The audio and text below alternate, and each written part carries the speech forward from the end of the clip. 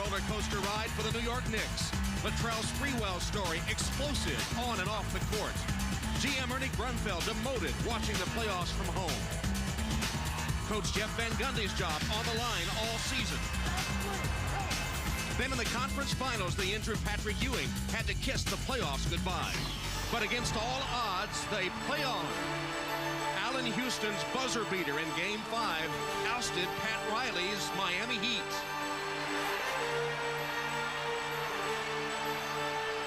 Larry Johnson lit up the Garden like never before. In Game 5, Larry Bird's Pacers got off to a fast start, and Reggie Miller's shooting was accurate. But it was not enough to halt the individual efforts of Allen Houston, Latrell Sprewell, Marcus Camby, and Larry Johnson. Now these improbable, indomitable Knicks are a victory away from the NBA Finals.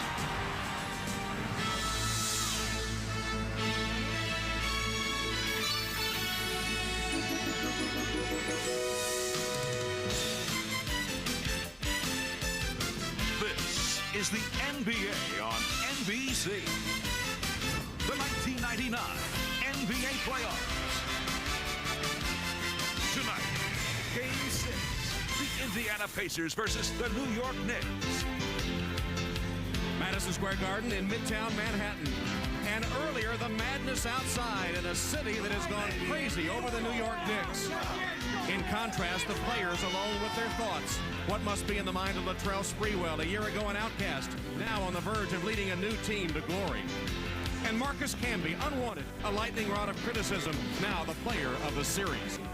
As the crowd cheers on, can Reggie Miller block it out, then silence the Knicks faithful as he's done so many times, or do doubts creep in? And Mark Jackson, whose emotions must be in conflict, hoping to deny victory to the team he grew up with, for whom he once played. The crowd primed and ready, and inside the Garden sold out the 295th consecutive time as thoughts and throats come together for Game 6 of the Eastern Conference Finals. Hello, everyone, and welcome to the Garden, which is in full throat tonight. And, of course, the Knicks can close out the series with a victory and move on to the finals to face the San Antonio Spurs. Tom Hammond with Steve Snapper Jones and with Bill Walton. You know, the Knicks got to this point, Steve, by winning in Indianapolis on Wednesday night. Jeff Van Gundy called for better defense and more rebounding. He got the better defense part, but he also got the big three to finally make some buckets. You know, Tom, he finally had some of his prayers answered. He was able to exhale because offense was what he needed desperately from all three of those players in the same game, and it had been missing. So it was Latrell Sprewell who was the guy that was making plays happen for other players, and down the stretch, it was Larry Johnson again delivering the big threes that was able to get them the big advantage. But to get there, they needed Allen Houston in his mid-range shooting, and of course they needed Sprewell to make some mad dashes to the basket. And when they get this kind of effort from the big three, it's a dominating effort, and it's a win for them. But Jeff Van Gundy told his guards on Game 5 that the eyes of the world were on them. Right. This is Game 6, and he's probably doing the Frank Sinatra song. I did it my way, boys. Get it to me one more time, and let us get to the final. Or maybe New York, New York might fit, too. And no Grateful Dead reference this time. If he's going to evoke the spirit of Jerry Garcia, all bets are off. Well, I was thinking back to that Wednesday game in Indianapolis, and in praise of the Pacers, I said to you, what a difference a day makes. Well, here we are again, and what a difference a day makes. Tom, the Pacers are staggering after a missed opportunity, sure to plague them for the rest of their lives. Their only redemption now is the illogic of this series, which could only point to a solid, convincing Indiana victory tonight. They won't find any direction from Game 5, though, because Game 5 found them, the Indiana Pacers, playing backwards. After a red-hot start, they fell apart, shooting only 38% the last three quarters. They gave up 36 fourth-quarter points. That's inexcusable. And then fast break points. They were outworked and out-hustled. The bench should be a key for Indiana. They were blasted. One positive sign, though, was Reggie Miller, who finally, at last, came alive. Reggie got lots of shots and got to the foul line. Now, the Pacers, still confident, have only played one good game. But They have never got control of this series, and there's persistent questions whether they even have a player who can control a series at this level. Tonight, we find out who the real players are, because in life, the last step, the final step to success is competitive greatness, about doing your best when your best is needed. We're about to find out just how long the Indiana Pacers stride is. Put me in, Coach. Let's go. One time, do something. Some good news for Indiana. Point guard Travis Best, who's missed the last 2 games with a groin pull, is about 70% and will play tonight. And for more on the Pacers, let's go to Jim Gray. Well, thank you very much, Tom. I spoke with Larry Bird, and he is very upset with his team. He told me he understands the mistakes, and he can understand and deal with the turnovers, and he can understand and deal with the missed shots and the personal fouls. What he says he cannot understand and what's driving him crazy is the lack of effort and the lack of concentration. He says it's a total disgrace. He went on to tell me if these guys played in any other city, they'd be run out of town. If they played in Boston or New York, they'd be treated like dogs. But that's not the case, he says, because we play in Indiana. And in Indiana, it's okay to lose, and we'll come on back and try it again tomorrow. Well, it's not okay. He told his team, guys, there is no tomorrow. You've got to wake up now. You've got to get it together.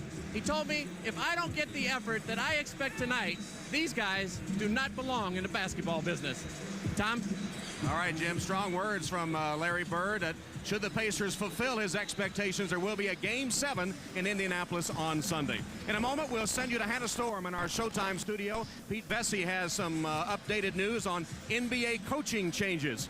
And right now, the Knicks are getting closer to their dream. Harder, and for 48 minutes, baby. Ain't no way they're going to stop our show. Ain't no way, no. We're standing by for Game 6 of the Eastern Conference Finals, Indiana Pacers and New York Knicks.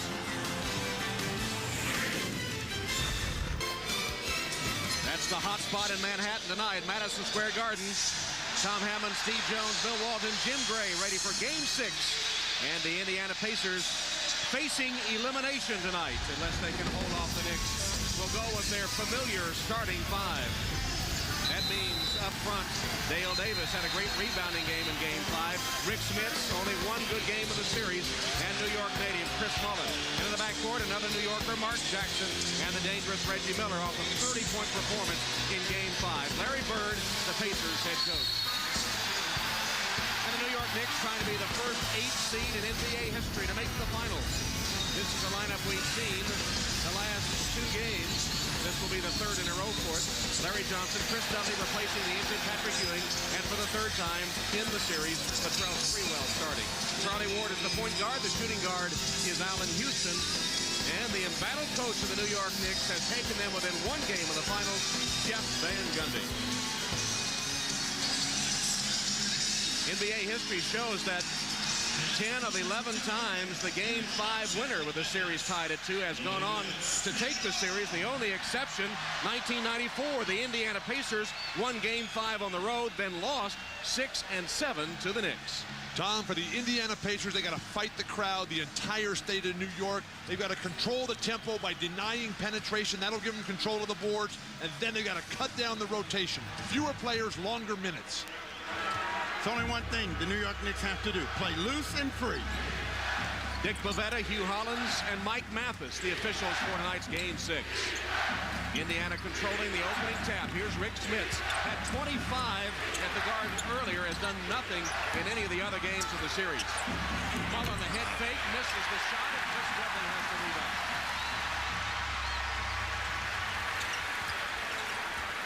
Charlie Ward surveying the Indiana defense. Dudley comes out at long range. Smith follows him just far enough out to be legal. Here's Larry Johnson. Shooting over Dale Davis, no good, and Davis collars the rebound. Now this crowd is ready to explode at anything that the Knicks do, but what they have to do is play quick basketball. The longer they take with the ball, the easier it is going to be for the Indiana Pacers to handle it.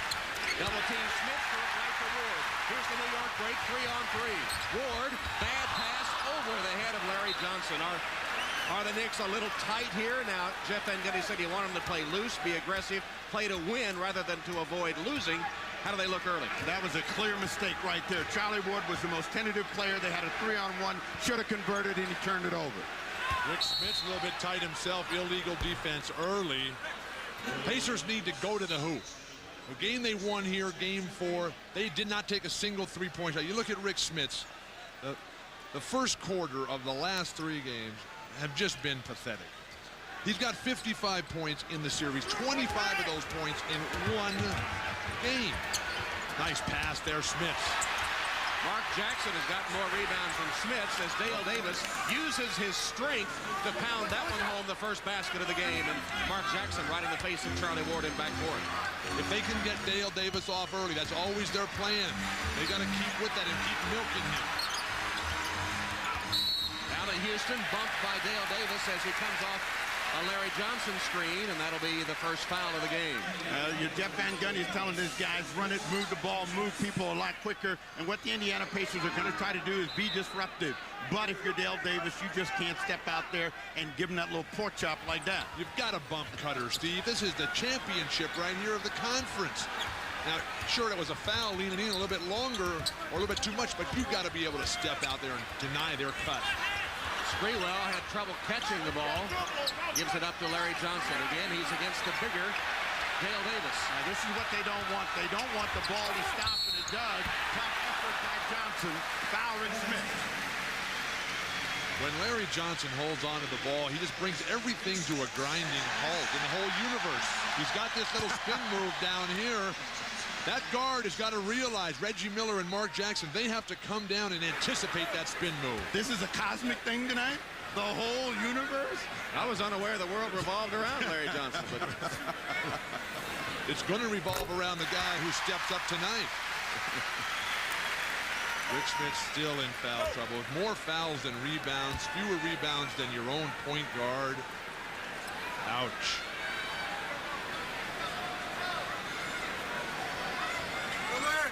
Larry Johnson hits the 2 free throws, and we're tied at 2 with 2 minutes gone by. Jackson has been very effective posting Charlie Ward at times in the series. Gives it up to Miller. As always, guarded by Allen Houston. Done a terrific job on him. Smiths. Rick Smiths, baseline jumper. It looks like Indiana is intent on going to Smiths here early. Well, they are. They want to get them going, but what they're doing is spacing things further out, which makes them a lot easier to defend. The mindset for Rick Smith, though, has to be hate the opposition and think about making shots. Sprewell misses with the left hand. Dudley kept it alive. Sprewell still can't score. Smith hauls it down for Indiana. Charlie Ward is gambling off of Mark Jackson. They can make him pay. Sprewell, who has made a reputation as a gambler on defense, comes over the back of Dale Davis for his first foul. That ball was sitting out there like a big lollipop, and he had all the temptation in the world. He went for it, went right through Dale Davis in a mismatch, got caught. Beautiful set play here. And Smiths converts on the jump hook after the good pass from Reggie Miller. Smiths with 4, and Indiana has a 6-2 lead. Getting Rick Smiths off early really helps Dale Davis get to the offensive glass and get into a rhythm of his own. The defense of Indiana is much better here at the start of the ball game than it's been in any other, and they have been working against the clock. Larry Johnson at 4. Back rim. Davis gives it up to Jackson. Larry Johnson's dribbling too much. They need penetration and dish.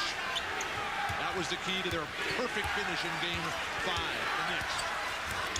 Jackson to Smith. Missed that one. And Charlie Ward is going to be called for a rebounding foul as Patrick Ewing sees his opposite number, Rick Smiths, get off the mark early. Well, there's one thing that Patrick Ewing knows is his guy Charlie Ward cannot get away with anything. Pinning Mark Jackson underneath the hoop, had him locked up. The foul goes against him. Indiana gets a new 24. Come right back to Smiths. Dump it down. Punish him and control tempo. Smiths is in 2 of his first 3 shots. Miller misses a 3. Here comes Ward for New York. Indiana's back on defense, though. Fast break points have been heavily in favor of the Knicks throughout the series. Why does Charlie Ward dribble to the sideline on a delayed break? It was a very nervous first 4 minutes for the New York Knicks, and Charlie Ward turns it over. Reggie Miller with a run out. Charlie Ward turnover, converted to a Pacer basket, and Indiana's up 6. The New York Knicks 0 for 4 and 2 turnovers to start the game. Timeout, New York. Charlie Ward in the middle, and you can tell that he's tentative and he's nervous, and that results in something Reggie Miller rarely does. 2 hands over the top. He can dunk, I guess. Indiana with the early lead on New York. Reggie Miller getting a slam off Charlie Ward turnover. When these teams met in the '94 playoffs, the series was tied at 2 games when Reggie Miller scored 25 fourth-quarter points to lead Indiana to a Game 5 victory here in New York. But the Knicks won Game 6 at Indiana, then Game 7 back at the Garden to advance to the NBA Finals against Houston. Tom, he wasn't calling out Latrell Sprewell there, was he? Cruel, Bill. Well, it must have been Spike Lee he was coming after that day. Now, Reggie has had some tremendous ball games here. That layup and that cheap one might get him started. Houston had some pretty good defense going against them prior to that effort. Charlie Ward with a pass. Sprewell the finish. New York's first field goal. If you're Chris Mullin, you can never get backdoor. You got to keep a hand on the hip, make him receive, stepping away. You're giving up too much athletically anyway. Jackson for 3. Mark Jackson nails a 3. Good ball movement. Mullin the pass. Jackson's first bucket. The Indiana lead is 7. You know what I've noticed about these Knicks? They don't like to play unless they're behind. So they got to dig themselves in a hole here, let the Pacers get going, and then try to figure out a way to rally. But the crowd is so ready. But they have to sit down because the Knicks are doing nothing. Ward with a dish, but no finish. He got it back, Charlie Ward did. Here's Sprewell. Sprewell's not a three-point shooter. His perimeter jumper's not really going down. The Knicks need him to get to the hoop, and consequently the free throw line. Before Game 5, both Sprewell and Houston were shooting in the low 30% range from the floor. They both shot above 40 in Game 5. Here's a traveling call by Rick Smits. Well, let's remember this about Latrell Sprewell. He's streaky. You don't know what shot, you don't know what move is going to get him going. It could be a 3-point shot. It could be the worst shot he takes of the evening, and suddenly he explodes. So you can't exactly categorize what Sprewell is or what he's going to do. But the Knicks are walking, Steve. That's not their game. Johnson for 3. Mullin has the ball and gives it up to Mark Jackson. Both teams have forgotten what got them victories and control of the game. Ball movement, player movement, one shot and one pass and a shot won't get it done for either team. Larry Johnson. Johnson, a hand in the back, commits the foul. That's his first. Steve, that 3-point shot that Larry Johnson took, they can get that anytime they want. What, you dribble to the sideline and throw it back out to half court and shoot a 3? You got to get something going to the hoop. That has become the Knicks' trademark style. That's the advantage they have over Indiana, is that speed and quickness. Smits, double team momentarily, goes to the left hand, rolls off. Dudley to Ward.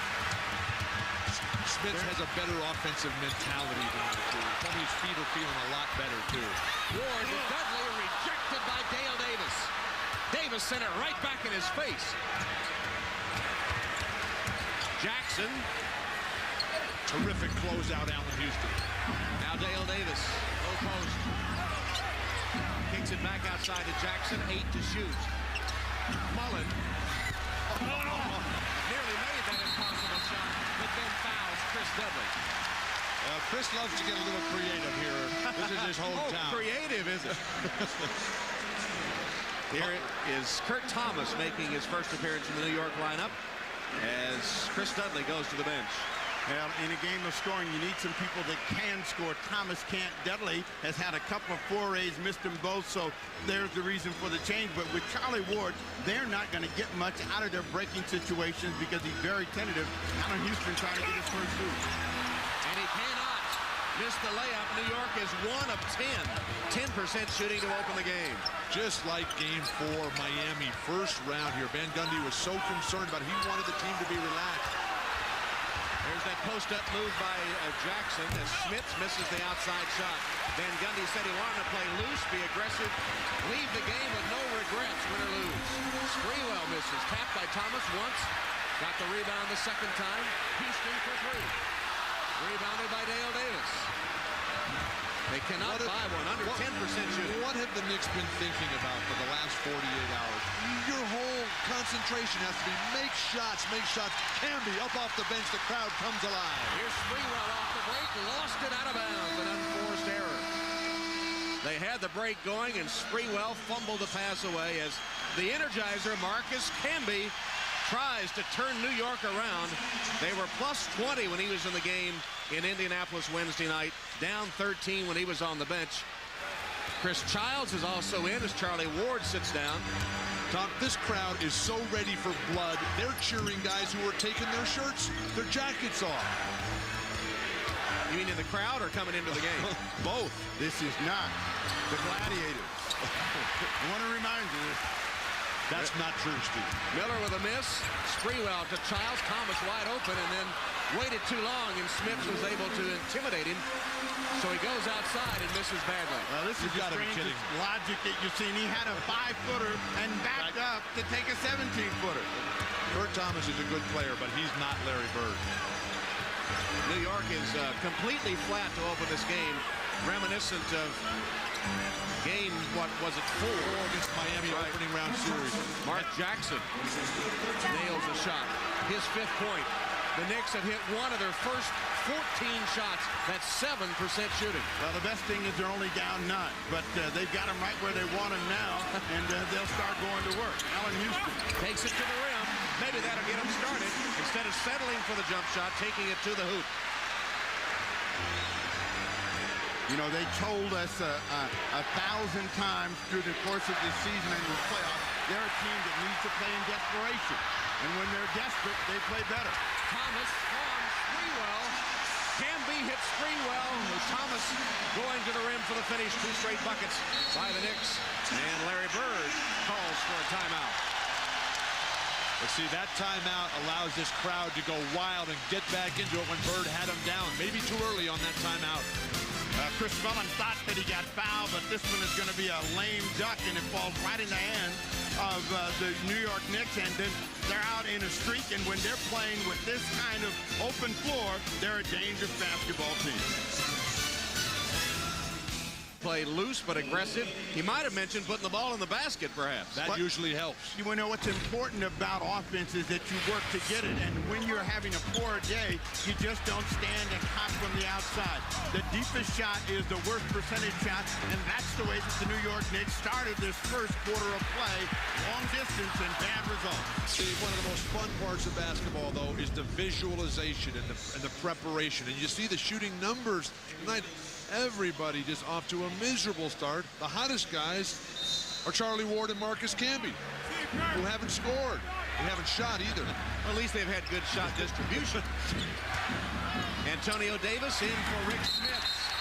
Offensive foul on Dale Davis. That's the second personal foul against Dale Davis. But, you know, when Camby is like this, it's tough to get shots over him. He's got great timing, long arms, and Dale Davis is not going to jump over anybody. Picks up the personal foul. That's going to get Derek McKee into the ball game, and he'll join Antonio Davis up front. Steve, when I was talking to Larry Bird about Marcus Camby and the problems that they've had defending him, Larry was reminding us about the problems they had with Tony Kukoc last year with Chicago, an athletic big man who just creates huge matchup problems for the Pacers. Nobody really on Indiana that can guard Camby. What they're trying to do now is get some ball movement, player movement. They go to the 2-man game, tough shot for Allen Houston. Guards have got a rebound for Indiana. Reggie picks up a foul. Reggie Miller looks in disbelief as he's whistled for his first foul. I don't know that I've ever seen Tony Kukoc attack the rim and block shots the way Marcus Camby does. But that rangy, athletic, all-over-the-court type of style that Kukoc brings. Childs, guarded by Jackson. Sprewell off a screen. Houston, open jumper. Way short. Got his own. Got it knocked away. The problem for Allen Houston, too much anxiety here at the start of the ball game. He needs to calm down. Wide open, he just flattened that shot out. Anxiety. Reggie Miller, he's not coming back in on the defensive backboard. He's trying to leak out every time to get quick opportunity. He's been burned twice now by Houston. There is a clear example of the difference between Chris Childs and Charlie Ward.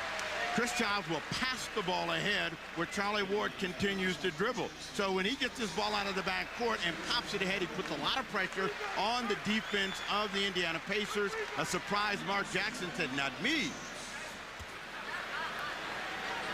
Mark Jackson with a foul sends Allen Houston to the free throw line. While watching the game, log on to NBA.com for expert analysis, head-to-head stats, live sortable shot charts, in-game video highlights, and a chance to listen in to the complete post-game press conferences. And on Monday, June 14th at 2 Eastern, former Pistons guard Joe Dumars will participate in a live chat with fans, all at NBA.com. Allen Houston misses the second of the 2 free throws. We talked to Allen about the importance of this game. He said, "I don't look at this as a one-game deal. We got to win 5 games to win the championships." Reggie Miller still ice cold. Sprewell, though, had to save it in bounds, couldn't control the rebound. And now Hugh Hollins and Dick Bavetta disagree. It'll be Indiana ball. Dick Bavetta all over that ball. Well, Childs is going to try to come in here and make a save after Sprewell mistimed his leap, got himself out of control, and the ball was clearly off of Childs. A mistake by Bavetta, but he corrected it, and Indiana gets it back. But you can tell by Allen Houston's shooting that he is very tight here at the outset of this ball game. The marquee players struggling. Reggie Miller 1 of 5, Sprewell 1 of 5, Houston 1 of 5. Jalen Rose just checks into the game. Sprewell has him. Canby with a help rejected. Antonio Davis tapped in by McKee. Derek McKee in the right place at the right time for his first bucket. The bench for Indiana was so badly outplayed. Canby still having a huge impact, but if Antonio Davis, Jalen, and Derek McKee can do something tonight, the Pacers have a chance. Now remember game 3 when both teams started shooting so poorly, and then from the second quarter on they really souped up and got going. This game is a lot like that, and both teams are struggling. As you take a look at the all-time low for playoff points. Childs with 54 seconds gives it up to Sprewell. Can't score. Got his own rebound and puts it down. That first ball was blocked by Antonio Davis. If the Pacers can't even get the ball in bounds, how would they expect to win? Jalen Rose, who's played a variety of positions for the Pacers, gets it to Miller. Ball fake, shot no good. And a loose ball foul on New York. Kurt Thomas. The Knicks are not controlling their own defensive backboard. Latrell Sprewell off the blown inbounds play. The first block rejected there by Antonio Davis, but Spree stays with it, persistent. 33 seconds to go. The Knicks need good defense. They'll get one more possession, and let's see if they can keep the Indiana Pacers out on the perimeter. Play the clock all the way down. Put pressure on New York's defense. Here's Derek McKee. Canby got him on the arm. What Canby should realize in guarding someone like Derek McKee, he's longer. He doesn't have to gamble and reach for the ball. He has him under control and can't resist the temptation. And anytime you whack down, you're probably going to get the call going against you. First free throws of the game for Indiana upcoming.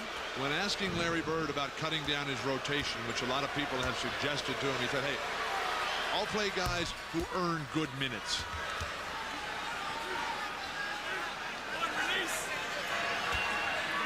Derek McKee for the second free throw. And with 22.1 seconds remaining, it's 17-11 first quarter Indiana lead.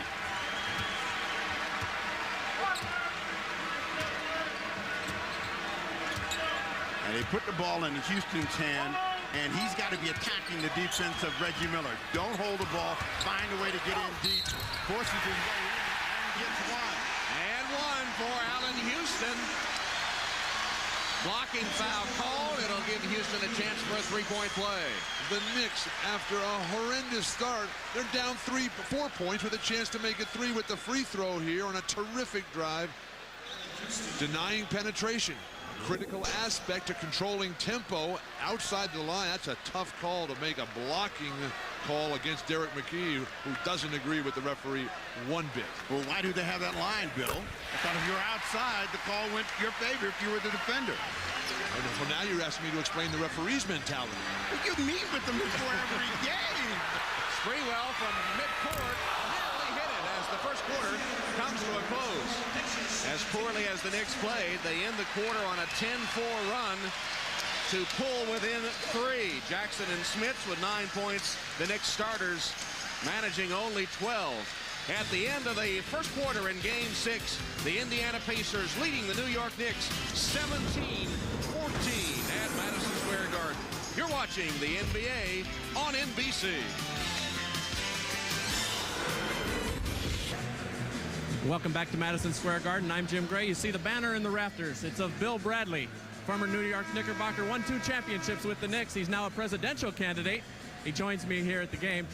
Bill, do you think back to 1973 in those days, and does it feel like the same atmosphere here at Madison Square Garden? You can't come in here in this kind of game and not have the chills go up and down your spine and remember those days when you were playing for the big one.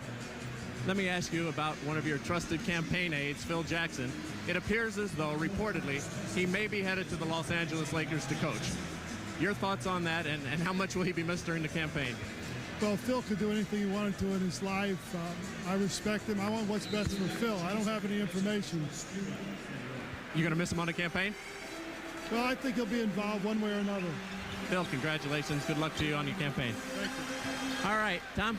Okay, Jim, we start the second quarter with Travis Best, about 70% after the groin injury, making his first appearance, replacing Mark Jackson at the point. And a lackluster start to this game, almost like 2 heavyweight boxers feeling each other out in the early rounds. New York shot 5 of 23 in the first quarter, 22%. Indiana was 7 of 20, 35%, but they committed 7 turnovers. Indiana started the game 5 for 8. Since then, they're 2 out of their last 14 shots. That won't get them. Maybe Bill Bradley should give them some shooting lessons. Well, the New York Knicks are starting to move the ball, move people a lot better, so they're getting the defense of the Indiana Pacers broken down. Larry Johnson will go to the free throw line. It's really important to, if you're going to shoot a high percentage, you've got to be able to move people and move the ball. And the longer you hold it, the worse your chances of shooting a high percentage, unless you're having one of those torchy days and everything is going in. You have 2 outstanding defensive teams. The question is which of these guys can get their own shots. We know that Spree can get his, Allen Houston can get his. Is anybody other than Rick Smits going to be able to answer that call for Indiana? You're telling me Rick Smits can get his own shot? Somebody's got to bring him the ball. You can't just walk out there and dribble down and shoot. You give him the ball within 15 feet, he can get a shot.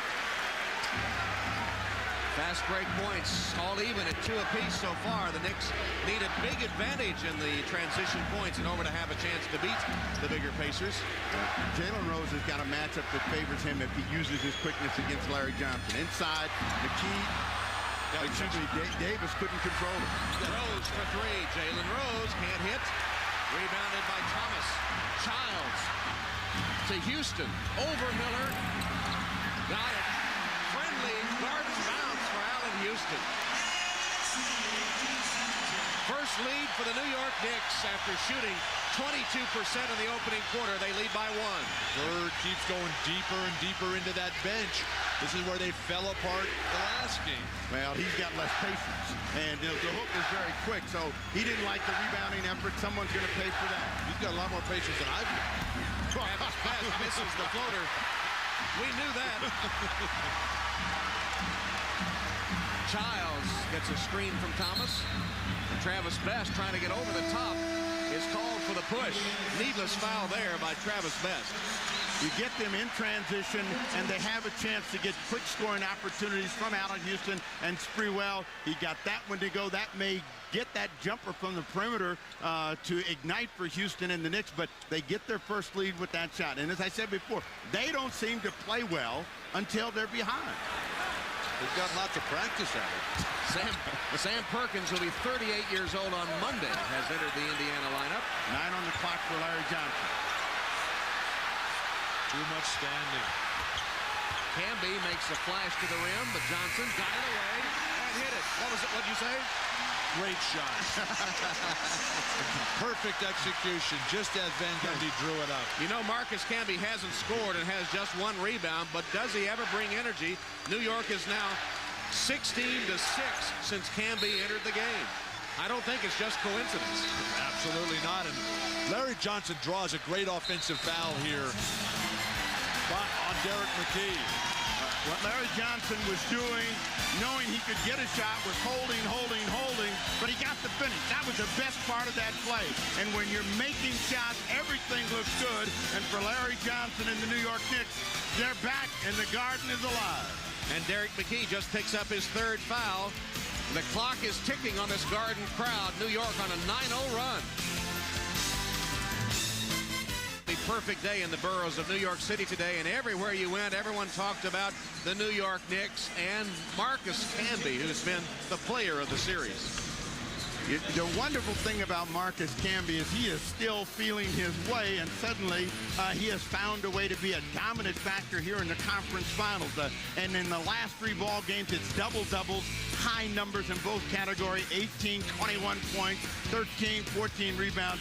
He has really had an impact on the mindset of the Indiana Pacers. The intangibles, when you can bring something like tipping loose balls, controlling the flow of the game, that's just a remarkable contribution to your team. Very few players can do that without putting offensive numbers on the board. Larry Johnson cut off by Antonio Davis.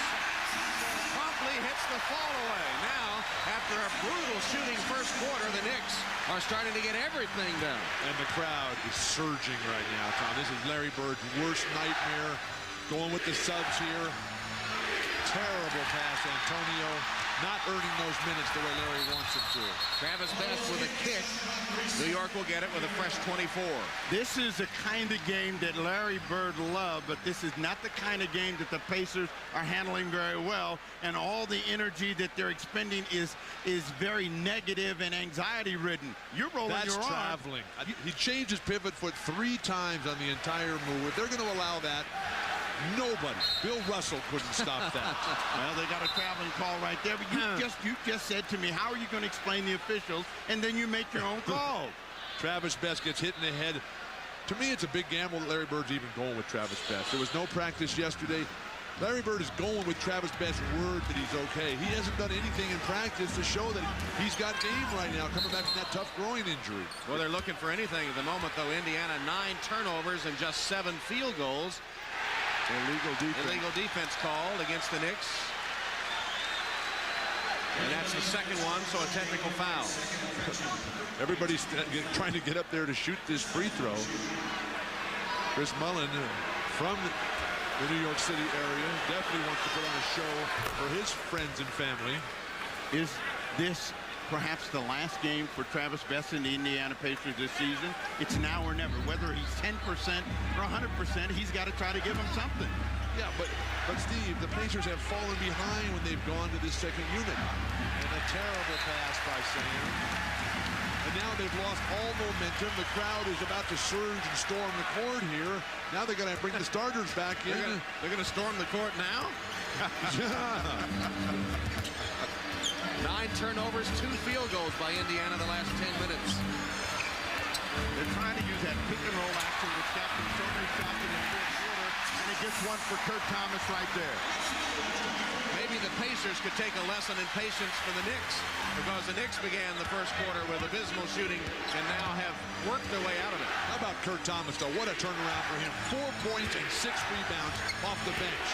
And no foul. One foul. Kurt Thomas knocks the ball out of bounds. Indiana retains as Dick Pavetta discusses it with Kurt Thomas. Now, Larry Johnson jumped right in there. He wanted to make sure that Kurt Thomas, after this field goal, did not end up giving his team a technical. So he got in there and got some separation. Antonio Davis, nice move on the inbound play. Worked his way free for the slam, Antonio. Steve, how can you get backdoored by Antonio Davis on a baseline out of bounds play for a dunk? closed his eyes. He went to sleep. Wake up. You said it. Wake up to find out that you are the eyes of the world. Isn't that what you said the other day? That's right. It worked for the Knicks, too. Jalen Rose with a foul of Allen Houston. Raised his arms and say, hey, what am I supposed to do? Well, you're going to go look at the inbound play, and everybody in the Knicks went to sleep. No pressure on the ball, and the best thing you can do is cut to the basket. Big finish for Antonio Davis. They must have been denying Antonio's three-point shot. And coming up this Thursday, our coverage of the U.S. Open Golf Championship. America's championship begins from famed Pinehurst in North Carolina. Featured in our Thursday broadcast, Greg Norman, Davis Love III, Justin Leonard, Lee Jansen, Mark O'Meara, and Corey Pavin. The U.S. Open, golf's greatest championship. 4 days of coverage beginning this Thursday, 3 Eastern here on NBC. The only one that has 4 days of over-the-air broadcast coverage. You want to take that little TV into work, you have no problem watching the U.S. Open. Corey Pavin from UCLA. I knew we got it in early today. We didn't have to wait till the fourth quarter. That gives them an edge in winning that tournament. Travis Best, nice individual effort, tops for his first score. And, you know, growing problem or not, they need that kind of offensive energy from Travis Best. Kurt Thomas against Mullen. Mullen held his ground, then took the rebound. 4 rebounds for Chris Mullen. Pick and roll, Rose, back to Antonio Davis. Took a big giant step to the hoop and put it through. Well, the second unit, Bill, that you've been beaten up so much is starting to get a little resolve and having some good things happening. Jeff Van Gundy wants a timeout. They were ahead when they came on the court. Now they're behind. Call that resolve, please. Travis Best with a bucket, and Indiana working its way back. Penetration. Jalen Rose to the hoop. Terrific, strong finish. No pump fake, no double clutch. You're watching the NBA on NBC. First 8th seed to make the NBA Finals, and Commissioner David Stern is here perhaps to see history made tonight. The game of basketball is all about putting the ball in the hoop. The Knicks starting to penetrate, get inside the porous defense. And throughout these clips here, you have too many Pacers standing there with their arms way up in the air.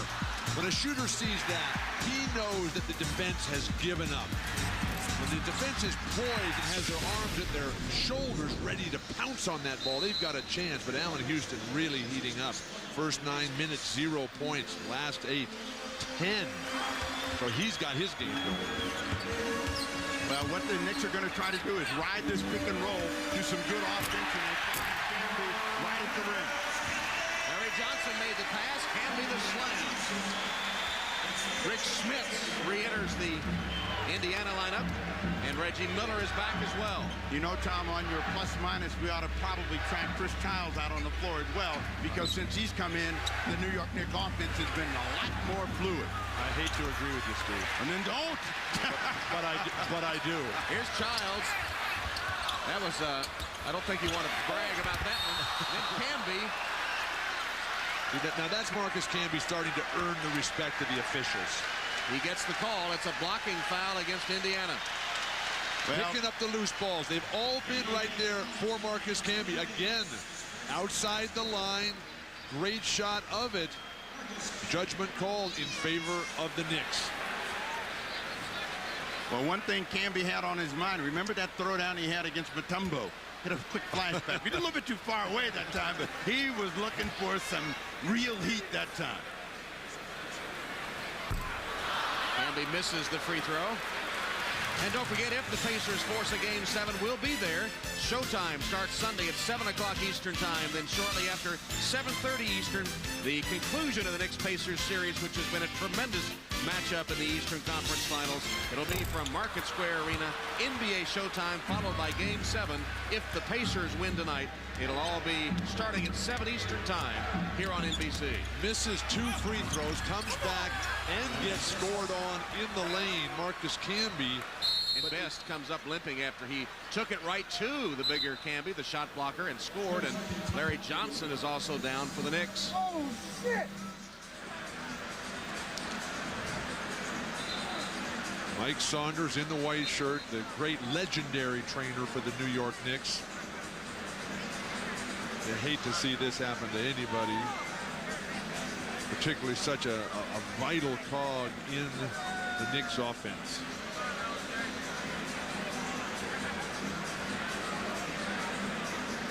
Patrick Ewing knows the pain.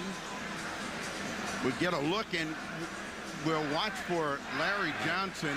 Fell against his leg. And Travis Best, in going down, comes right down on the knee. You take a look at the bottom right of your screen, and you will see the collision as he rolls right into him. And both players took a shot on that. And Travis Best with the groin came up limping, and Larry Johnson is still down as we get one more look at the collision. It's amazing that there's not more injuries in professional basketball of this nature, with the strength, the power, the speed, the quickness, the way they're flying around, and bodies just falling in to the knee that was planted. Well, already they've lost Patrick Ewing. Already shorthanded up front, only 10 players available. And now Larry Johnson, one of their big three scorers, lies on the floor at the Garden. Just got an explanation of what the Knicks had called. They called a 20-second timeout, but because they cannot get that substitute off, they can't get Larry Johnson off the floor, they can't get the substitute in, so we have a break in the action. The officials are just, they're doing the right thing right now by letting the trainer take care of Larry Johnson, make sure that he's okay before they try to get play started here again. Larry Johnson, who's had such a sensational series, that miraculous four-point play, and what three-point shots he's hit all during this series. This was game 3 when he hit 3 three-pointers, all of them desperations, to beat the shot clock each and every time, and then the miraculous four-point play to get the victory. Game 5, off penetration, and the perfect finish for the Knicks. Childs down the lane once again. 2 times in the fourth quarter, Larry Johnson hits big three-point shots. How are they going to make that up? They're playing so shorthanded as it is. Well, adversity, will find a hero, and many times in situations like this where your team is on the verge of doing something special, good things happen for They're you. calling for the big guys. That means they got to carry him off here. They're calling for Dudley, Herb Williams. Kurt Thomas should get over there. He's a young guy. He's not going to get tired. LJ scores 8 points tonight, 6 coming in this quarter as the Knicks got their offense untracked. And now Larry Johnson goes down on the collision with Travis Best. Dr. Norman Scott on the left of your screen in the suit, the one who's been responsible for so many athletes getting back onto the court. And Marcus Camby has said all along that Larry Johnson was the man that helped him through the tough times when Camby was getting virtually no playing time. And Jeff Van Gundy has said all along that this is a quiet team. They really have only one vocal leader, and that's Larry Johnson. So their vocal leader, their clutch three-point shooter, now injured and being helped from the court. What does this do, first of all, to the lineup that the Knicks have put on the floor, and second of all, to their psyche? It's always an incredibly deflating moment. And the first thing you want to do when somebody gets injured, if you're one of the key guys, is you got to just get away from it. Just don't even think about it, because it can happen to anybody at any time. You got to go to the other end of the court and start thinking about your game. Spree, Camby, Allen Houston. Hey, more shots for me, more aggressiveness. It's my game. There's nothing anybody can do to stop me, and I cannot think about the problems, severe as they may seem for Larry Johnson right now. Well, Sprewell is back for New York, and Houston is the man that replaces Larry Johnson. Here's Sprewell, short, got his own rebound. Tom, the Knicks have played the underdog role to the hilt all playoffs long. Now it's even more so. So they just got to take that attitude. We got enough. We got to play our game. We've got Spree and Houston and Camby, and that can get it done. Well, in order to get it done, they've got to be more assertive and aggressive, because the Indiana Pacers are certainly a bigger team and should be trying to pound the ball inside. They come right back with Rick Smith. And Smith ties the game at 28. 6 points for Rick. Sprewell continues to struggle for New York, only 2 of 10 shooting. Here's Childs. He misses 2 in a row. I don't think he's the one they want taking the shots. Miller, ball fake of Houston, somehow got the shot away, trying to draw the foul, and the officials say nothing doing.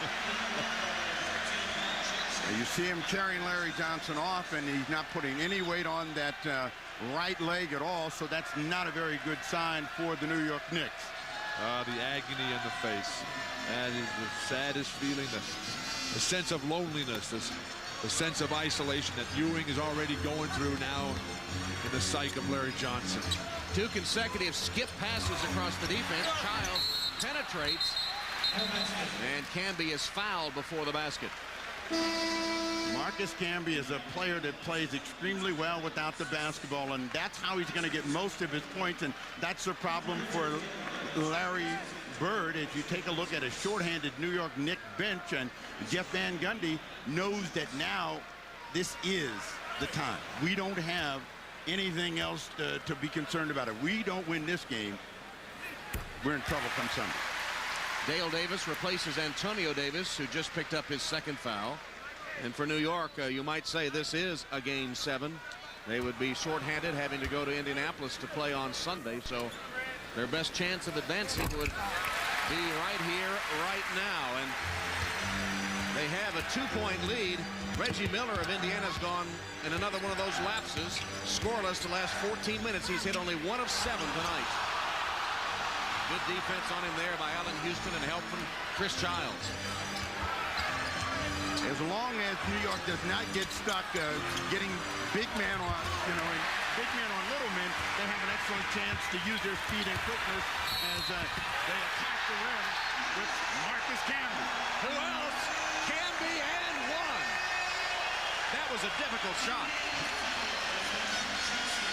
That was not difficult, Tom. That was unbelievable. That was right there with Larry Johnson's 4-point play here. He just threw it up, tried not to get hurt as the body checked there by Mark Jackson.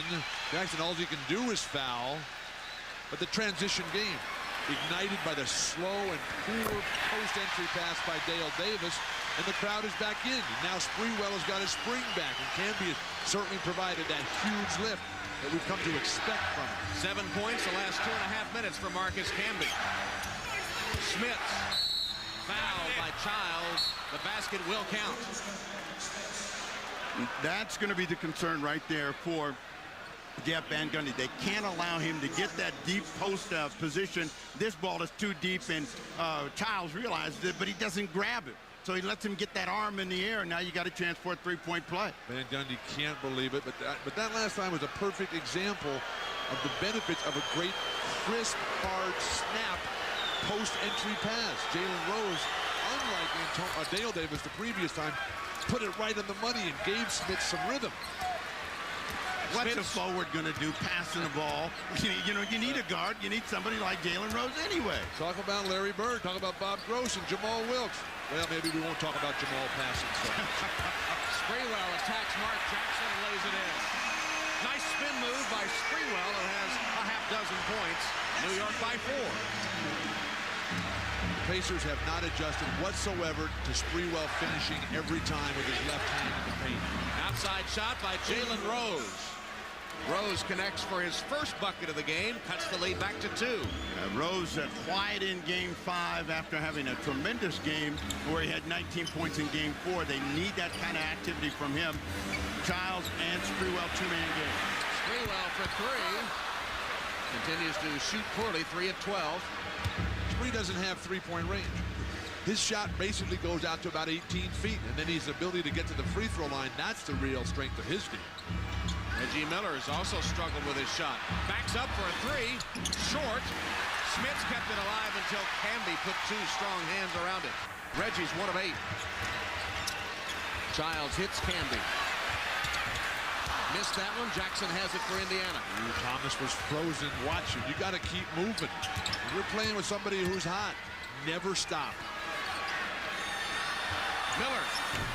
That one won't go down. Tap twice. On the floor to Miller, tries it again, still can't score. Camby the rebound as Childs and Dale Davis were wrapped up. Get to the hoop here for Spree. Kurt Thomas. Easy rebound for Smith. What the Knicks aren't doing right now, and they're taking advantage of Indiana's poor shooting is getting the ball to the right offensive player. Kurt Thomas, bailout jumper, they don't get it, and that gives Indiana a chance to regroup during this timeout. Time. Jackson's team trails the Knicks by 2 as we rejoin Tom, Bill, and Snapper at Madison Square Garden. Thank you, Hannah. There is Mark Jackson. We'll be hearing from him at halftime. A quality person, New York native, so many ties to the Knicks. On his shoes, he gave a tribute to his dad, Harry. Thanks, Dad. Shortly after that, a child was born, and he took his other children into the delivery room, said after they witnessed the death of their grandfather, he wanted them to see life renewing with the birth of another child. And you remember the story, the Knicks were playing in Indianapolis, and Mark was returning to New York for the funeral. Jeff Van Gundy insisted he ride on the Knicks charter. Mark said, no, that wouldn't be right. And Jeff said, absolutely, it would be right. You must come with us. And Mark said he will forever be grateful for that touching gesture by Jeff Van Gundy and the Knicks. And Mark, an unbelievable person, one of his best friends as a kid and growing up through college at St. John's, was paralyzed in a drive-by shooting. Mark Jackson has raised personally over $10 million for spinal cord research, inspired by his best buddy there from St. John's. Hamby with a lob pass and a foul call. And for an update on the Larry Johnson injury, let's go to Jim Gray. All right, Tom. Right now, Larry Johnson is being evaluated by Dr. Norman Scott back in the training room. They do have x-ray equipment and all of the modern technology here at Madison Square Garden. They have yet to make a determination just exactly what it is or how severe the right knee injury is. They're probably going to wait through halftime and then give us something at that point. Tom? All right, Jim. Allen Houston to the free throw line. During the last break in action, Chris Dudley came in for New York, and now Smits, who just picked up his second foul, leaves, replaced by Antonio Davis. Well, Larry Bird is going to try to protect Smits, and so he's not going to let him play for the final 142. He knows how quickly he can pick up fouls. Houston gets that one to roll in, and so the Knicks lead climbs to 4. How about Reggie Miller, though, Steve? He started 1 for 2 on a fast break layup. 0 for 8 over the last 16 minutes for Reggie. Jalen Rose, Indiana needs more from him. Here's Miller. Keep shooting, Larry Bird says. And Reggie Miller gets his second field goal. It's a long-range 2. So after all the misses, he went to the bench. We saw Larry Bird say, keep shooting, and it pays off. Well, there was a game last year in Larry Bird's first year coaching Reggie where Reggie went like 0 for 16 or something like that. Horrendous night. Houston with a dish to Dudley, who absolutely bricked the shot while turning his back to the basket. But after that game, Larry Bird told Reggie Miller, hey, look, you're our shooter. Go 0 for 20. Just keep putting it up. And that's what he called that timeout for a couple of possessions ago. And Reggie's come out firing with the confidence, breathed life into him by his coach, Larry Bird. Couldn't get back-to-back buckets, though. And with 45 seconds left in the half, New York with the ball up 2. Sprewell. Rose with a reach-in foul, Jalen Rose. And you know, the Indiana Pacers are leaving Chris Dudley open. And why not? Well, that's right. and you know, fortunately, as we take a look back at the foul, the Knicks are helping the defense of the Pacers by giving the ball to Dudley. You get a guy cutting to the hoop, he hops out, his chances of making his shot are remote, and yet they continue to throw the ball in there. It helps them. It doesn't help the New York Knicks. Thursday night, Shamika Holtzclaw scored 18 points in her WNBA debut. So we all get a chance to see the two-time Collegiate Player of the Year as she leads the Washington Mystics against two-time MVP Cynthia Cooper and the champion Houston Comets on NBC tomorrow at 4 o'clock Eastern Time. Oh, they're going right to her. How does that make the rest of the women feel at the WNBA, Tom? They've got game 2, right? They do indeed, as we check in with Jim Gray. All right, thank you very much, Tom. Larry Johnson has a sprained ligament in his right knee. The x-rays were negative. He's being taken to the hospital for an MRI. He is out for the season. Out for the game. They will evaluate the season after the MRI. Tom? All right, Jim. Well, this could very well be the season. Right, it could be. So it's one and the same. Jim Gray on top of it as always. Charlie Ward back in the ball game. Chris Childs out for the final 27 seconds of this first half. Jackson posting up Charlie Ward, who gets rid of it to Rose. Attacking Sprewell. Hamby's there to help. And it was saved inbounds.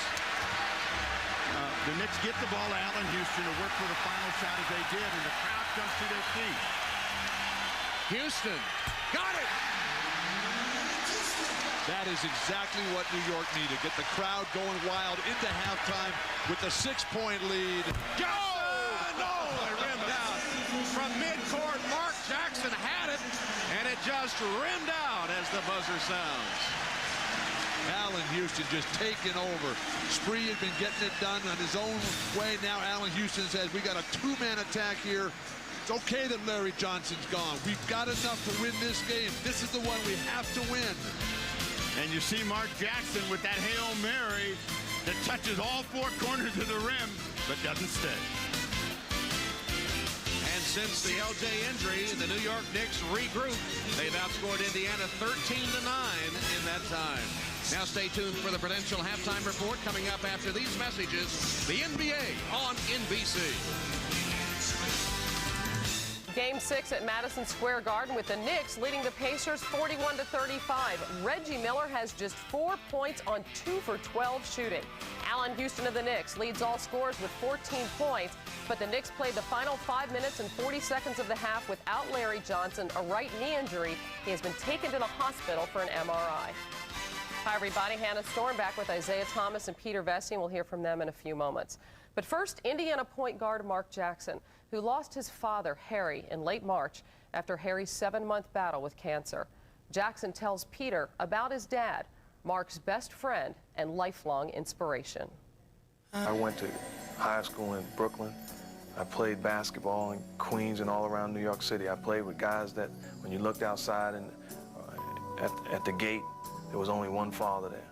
When you looked in the stands, there was only one father there. He was there with me all along. How do I say goodbye to what we had? I knew where he was. He's coming home from work. He's coming to play with us. He's coming to play stickball, telling me how to catch the ball, telling me how to make moves in the park, watching my games. He was always there. And here's a father that was the best man at my wedding. I had friends. I had good guys that was around me. I had teammates, but I didn't have a best man like him.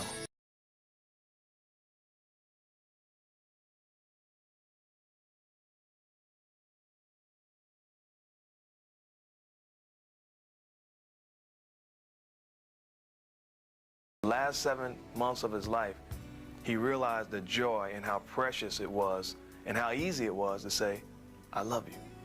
So we'd sit in the hospital room and simply look at each other and say, man, I love you. And he realized, say, man, do you realize how easy it is? And the sermons and the teaching that I got just in those 7 months was unbelievable, because I saw a man that in the face of trials and tribulations, with his back against the wall, was still teaching, was still speaking, was still an example. No matter what, even when he was in the coma, I would talk in his ear, and the doctor said that he can understand some things, but he couldn't talk and he couldn't open his eyes. But you could see his face swelling up. It was almost as if to say, you know, it's all right. And I can hear him saying, even when he was sick, he'd say, don't worry about me, I'm all right. How you doing? You know, why aren't you playing in the fourth quarter? You know, things like that. He was still, you know, here I am calling him up, worrying about, I'm calling after the game, and he says, they got to play you in the fourth quarter. Mark Jackson, dad written on his sneakers. Father passed away yesterday. The reason why I played when he died was because I know what he would want. I know he would say, you know, there's nothing you can do right now. You almost came home. I had a flight. I had reservations. But I heard him say, I'm all right. There's nothing you can do right now. You make a big difference. The impact that you could have to show him, that is all right. And it was incredible because the way that people looked at me, whether it be a coach writing a letter, whether it be opposing guys on other teams, the impact that I made by playing. I knew my father was all right, but I heard him say it. I was on my way out the door. And the greatest thing was my teammates, one by one, calling, just out the blue. Jack, you all right? I'm all right. I'm coming up. No, I'm all right. 2 minutes later, knock on the door. 5, 6, 7 guys come up there just talking with me, sharing with me.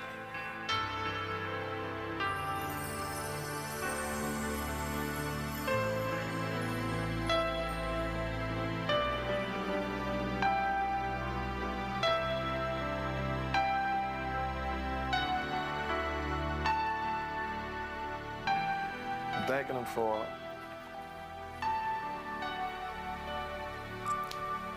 the example. I thank him for the man that he was, the way he lived his life, what he put in me, the father, the husband, the provider, the way he sacrificed, the love, the strength. If I can give some of that back to my children, if I can be half the man, it would be unbelievable. Were you upset that your father didn't see your third child born right after he died? That hurt. That hurt a lot. But I can remember taking my 2 children to the funeral, and it was tough on them. You know, we explained to them, but it was tough because this is Pop out there. And it was very tough. But to turn around 4 days later, me and my wife were sitting around and we said, hey, they just witnessed death. Let's give them a treat.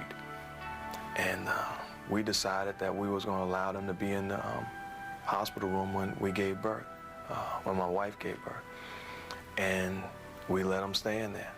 It was just so powerful. And it was great for my children to witness that also, because they realized that there's a great side of life also.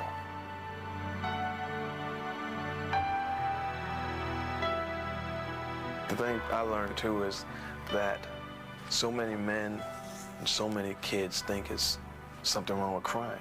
You know, somebody may have cried and wiped their tears off real fast because they was ashamed. These tears I have are tears of joy. There's no shame in it.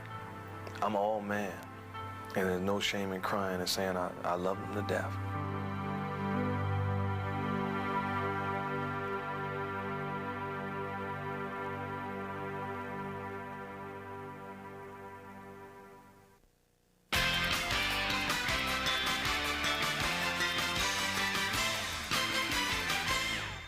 At halftime of Game 6, the Knicks lead the Pacers 41-35. Let's take a look at some of the highlights from the first half. Pacers jumped out to an early 9-point lead. Mark Jackson, 5 points in the first half. Then the Knicks got the running game going. Allen Houston had 6 points to end the first quarter. And then Houston, behind the back to Kurt Thomas, gave the Knicks a 6-point lead. They lead it now 41-35. But take a look in the left of the lane after Travis Best releases the ball. He collides with Larry Johnson. Johnson suffering a right knee injury with 5:40 left to play in the half. He has been taken to the hospital for an MRI. So the Knicks, who are already without the injured Patrick Ewing, Isaiah, now without Larry Johnson, at least for the second half of this game. How does it affect the second half? Hannah, this is a devastating blow for the New York Knicks because you lose your 2 best post-up players in this series in Patrick Ewing and Larry Johnson. However, you may discover now that Marcus Camby is a great post-up player because now you can go to Camby in the post. Remember, Larry Johnson also was their go-to guy, made some big shots down the stretch. In Game 2 and Game 1, he hit the 4-point play. Also in Game 5, he hit the 2 big 3-pointers. So they're going to miss LJ's presence down the stretch.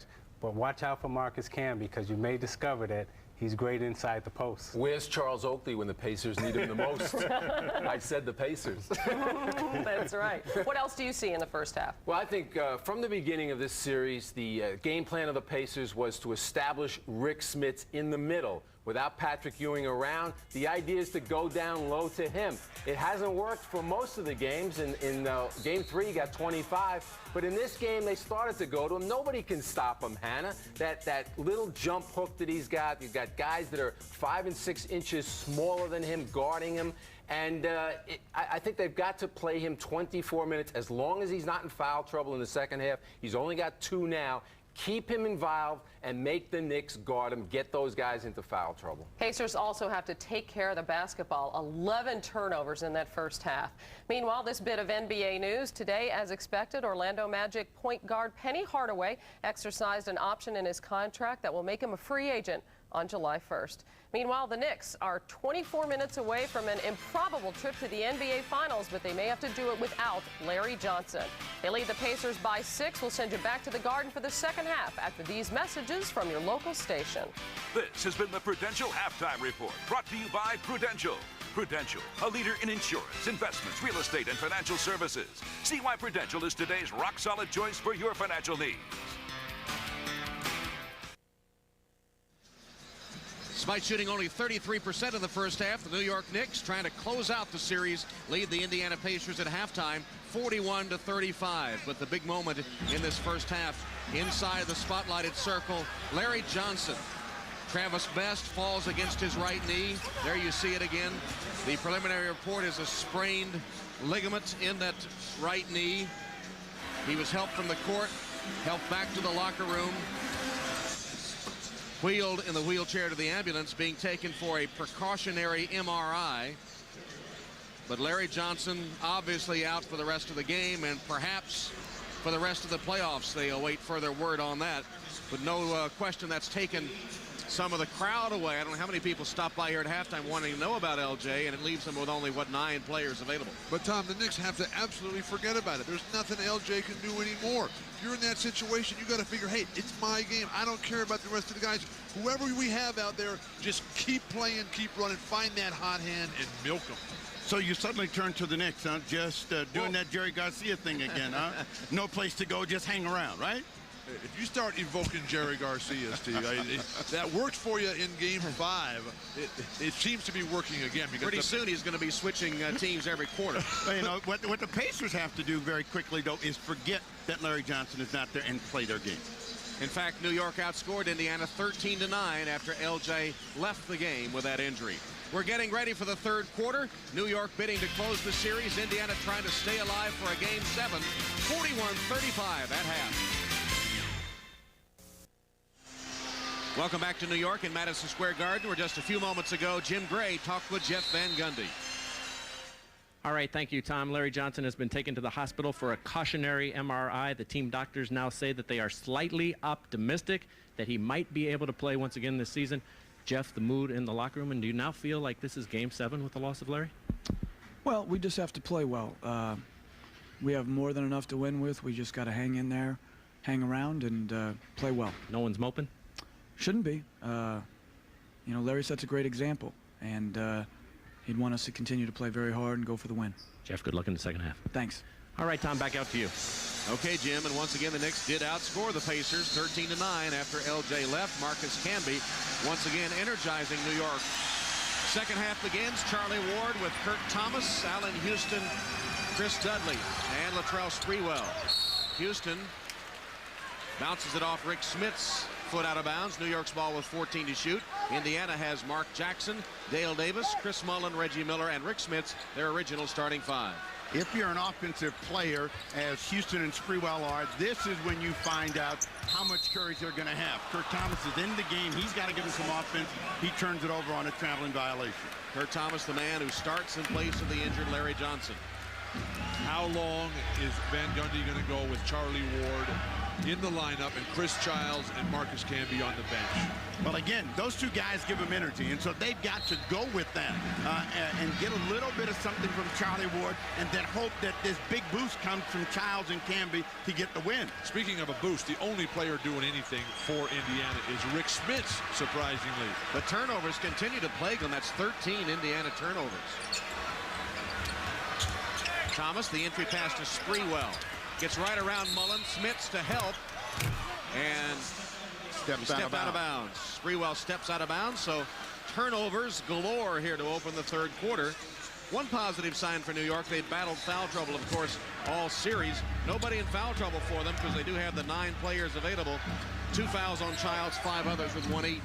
Tom, if they're going to give you that baseline move, Jackson beautifully in the lane there, but if they're going to give you that baseline move like Sprewell just utilized, you got to set up on the lane a little bit higher so that you don't step out of bounds when you drop step them. Mark Jackson makes it a 4-point game. Well, if you're Indiana, you got to know the two guys that got to make buckets are Houston and Sprewell. And as I said before, I don't know why the Knicks dropped the ball into Dudley's hand, because it helps out the defense of the Indiana Pacers. They ought to invite him to shoot. Well, they're not guarding Dudley. Schmitz is doing an outstanding job of stepping out against the screen and roll tonight. Reggie Miller misses. Put back by Dale Davis. 2 points. It came underneath through the basket. Dudley did it. Was going to be a goaltending anyway, but Mark Jackson finally started the scoring for the Indiana Pacers with an effort of his own. Danced around, dropped it in, and that hoop brings him back within 2. Charlie Ward looks petrified out there.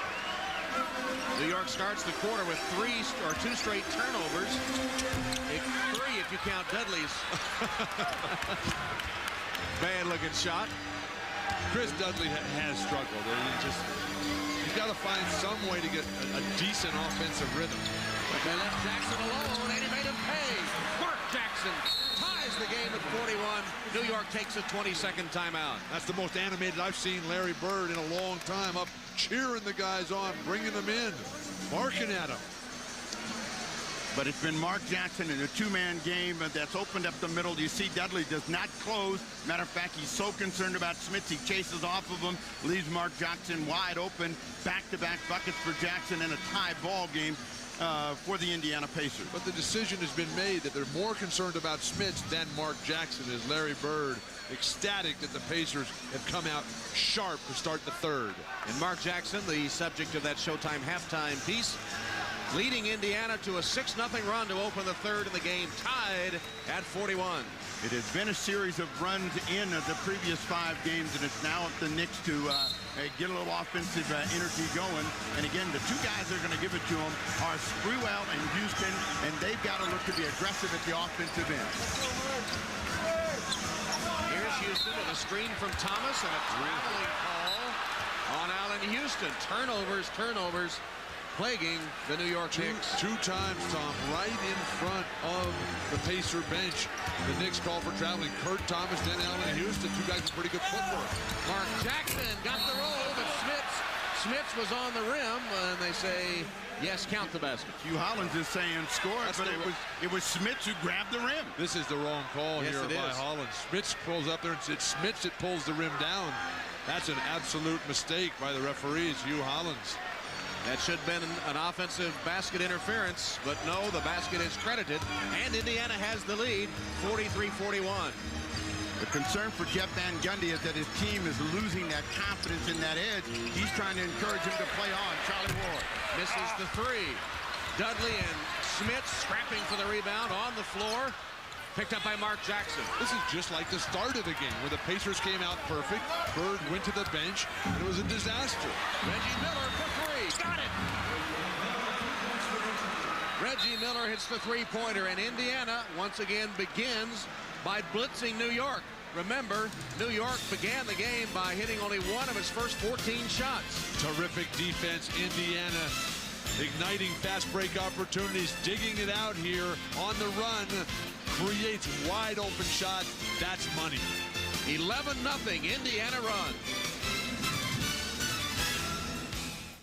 Watch NBA at the Finals, hosted by Ahmad Rashad, Sunday on NBC. Full complement of celebs turned out for Game 6 of the Garden. Donald Trump, there's Puff Daddy, Woody Allen, Sun Yi, Jerry Stiller, Billy Crystal.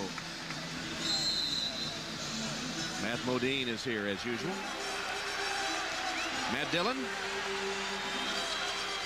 And Jerry Seinfeld in a front row seat, not too far from us.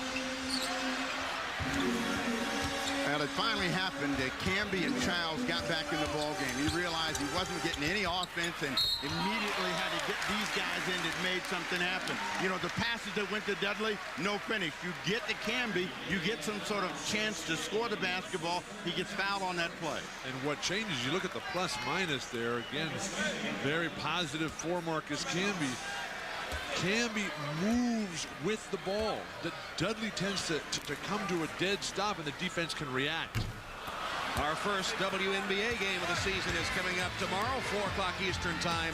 Shamiqua Hosklaw, the College Player of the Year from Tennessee, had 18 in her WNBA debut, but the Washington Mystics and Shamiqua go against two-time league MVP Cynthia Cooper and the two-time champion Houston Comets. WNBA tomorrow, 4 Eastern. First points of the half for the Knicks, outscored 11-0 before that free throw by Camby. Do you think Van Gundy is a little stubborn and waits too long to put back in Marcus Camby and Chris Childs? No, he's trying to get something out of everybody. He's got a very short bench anyway. He's very concerned about fouls. He wants Childs and Camby around for the end, and knowing how they have to guard Smits, how they have to guard the Davises, and Childs has got Mark Jackson or Reggie Miller. Foul trouble could be very big for the Knicks down the stretch. But I think Van Gundy, sensing the game getting away from him a little bit, went to them earlier than usual in his rotation.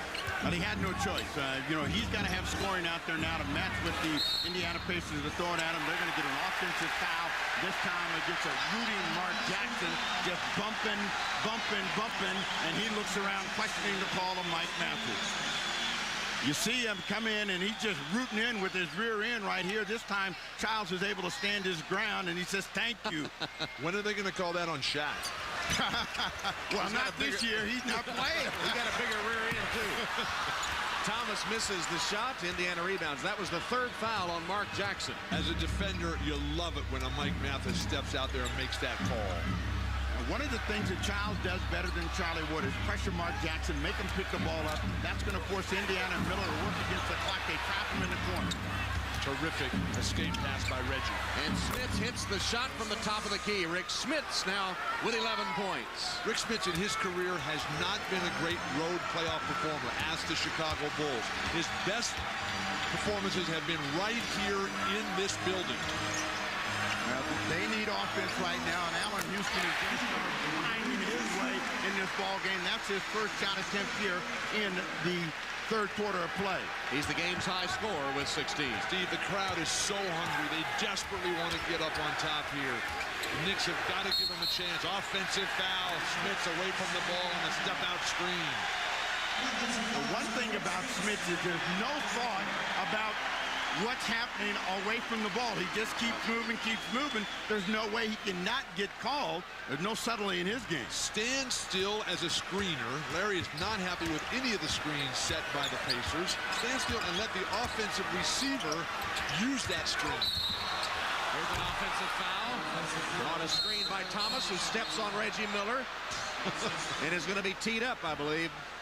Yes, he will be, by Mike Mathis. Remember what Van Gundy told us about being aggressive and reckless, and Kurt Thomas has been reckless the entire time. That's not a good play, and he compound it worse. He steps right over him. He can avoid this, and he decides, well, I'll just step on you, Reggie, and end up getting the technical. Mark Jackson ran up to him and told him, hey, that's not professional, unnecessary. It was stupid. Thank you, John. Mental toughness, mental discipline. Kurt Thomas, you've got the chance of a lifetime. His life, if the Knicks win this game here, their life will never be the same again. And here they are. They've had the lead. They've come out flat, and now they're cracking again. The fragility of this team's psyche. Oh, such a mystery. Well, remember, they got to get behind before they start playing good. Okay. You know, the last time they were 13-4 before they got a run going. Turnover right here. I'm about ready to buy into that, Steve. You keep selling me. Pressure defense pays off. Springwell, Thomas, and they get the secondary break for the bucket, and they cut the lead to 3.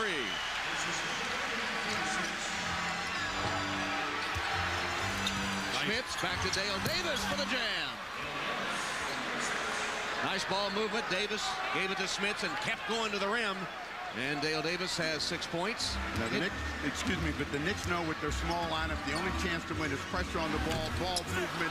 Childs has not been able to buy a bucket, misses that one. Why? Yeah, why does he shoot? They come up, they got a full shot clock. You got Houston and Spree, who you're trying to get off. Nobody under the boards, traveling on Smits. Smits protests the call. He said, my toe's broken. Give me a break. I like it when they call traveling, double dribble, 3 seconds, offensive foul. I think that helps to clean up the game a lot. Now Now, as much as we've been talking about the New York Knicks and their ineptitude, they're only down 5 points. They're in this ball game, so they're hanging around. They've done what they've done so well, and all they need is an offensive hero, and it is got to be Allen Houston and Sprewell. Houston. Beautiful drive as Reggie Miller slams the ball out of the net after Allen Houston went right around him and beat Smits as well. And Childs is now up applying pressure. Larry Johnson is usually the guy that helps double team, but he can't play. A bumping foul in the backcourt by Childs. Now, Allen Houston is attacking the defensive Reggie Miller. Miller doesn't move his feet. That allows the seam to open up. And 2 for Houston. He's got 4 points in the quarter. Remember, Game 5, Houston's huge at the start of the third quarter. Really gave the Knicks momentum. Jackson kicks it back outside to Miller for 3. Rebounded by Camby. Here's Sprewell in a hurry. Kurt Thomas has got to play harder and smarter for the rest of the game. Chris Childs penetrates, gives it up to Camby and takes it back. Camby against Smits, baseline. And an illegal defense call against Indiana. Where did that come from? There was 8 guys on the move, dashing to the hoop here. I'll take a look up top, and you'll see Chris Mullin as he slides back. He just keeps stepping, and now he's going to go inside the line. He's not guarding anybody. It's an easy call to make. The guys drive into the hoop. There's a pass there, and you blow an illegal defense. What are you supposed to do? Stand out there and watch everybody else play? He still was watching everybody else play when they called it. Houston the free throw. Larry Bird working Mike Mathis about that illegal call whistled by Hugh Hollins. So the Knicks crawl within 2, and with the hoop here, they can either tie the game or go ahead. So, maybe a little adversity gives them a slap in the face, cold water, and they get energized. It's amazing. Well, that seems to be the formula for success for New York. Only when cornered do they seem to play their best. Houston picks up the foul. Reggie Miller with a hand check. Tom, we're seeing a clinic right now by Allen Houston in terms of footwork. Not every shot is going down. Reggie's doing a decent job on him, but the way Allen Houston is deliberately getting that pivot foot, the outside foot, stepping with that right forward. That was Michael Jordan's, his ability to get what he wanted. That's what we're seeing from Allen Houston right now. Well, it seems like they've always had someone to step up and become the hero. Will it be Allen Houston tonight? Will it be someone else? Here's Houston against Miller. They need the crowd. They need the crowd, and the lead is going to give that crowd that lift. Miller tagged with his 3rd. So Indiana now has Dale Davis with 3, Rick Smits with 3, Reggie Miller with 3, Mark Jackson with 3. Look at Houston's right foot there, the one so important to get down there. The problem for Reggie Miller defensively is he's playing Allen Houston straight up. Childs out of control. They wanted to travel. They didn't get it. Sprewell. Sprewell can't hit baseline. Again by Camby. Who's guarding that guy? Nobody, obviously. Nobody's keeping him off the board, that's for sure. 10 points for Marcus Camby. We're tied at 51. Smits, no way to stop that at 7'4". Rick Smits turns and fires in the jump hook. He has 13. Indiana back up by 2. The way to stop it is pressure the passer. If you let Mark Jackson or any of those guards see Smits that deep, it's an easy delivery. They're coming back to Houston. They're trying to keep him from getting his hands on the ball with Mark Jackson as a defender, and they get another foul. So they switch defenders, put Jackson on him instead of Miller, and Jackson picks up his 4th foul. So few of the Indiana Pacers are having any impact on this game. Foul here, Mark Jackson pushing, keeping him off balance. Tough call between a couple of veterans there. Where's Dale Davis? Where's Chris Mullin? One more puts the New York Knicks into the penalty, and Houston's looking to drive this ball. Smits comes to help, doesn't matter. Houston blows by Jackson and Smits. 21 for Allen Houston. Game tied at 53. Ewing up, leading the cheers. Whistles virtually every trip up and down the court. And Allen Houston is getting that great first step on Reggie Miller, and nobody's closing the middle. You can't drive from that far out without somebody on the other side seeing you, and he gets an easy 2. Allen Houston keeping the New York Knicks in it. 3:17 left in the 3rd. Tied at 53.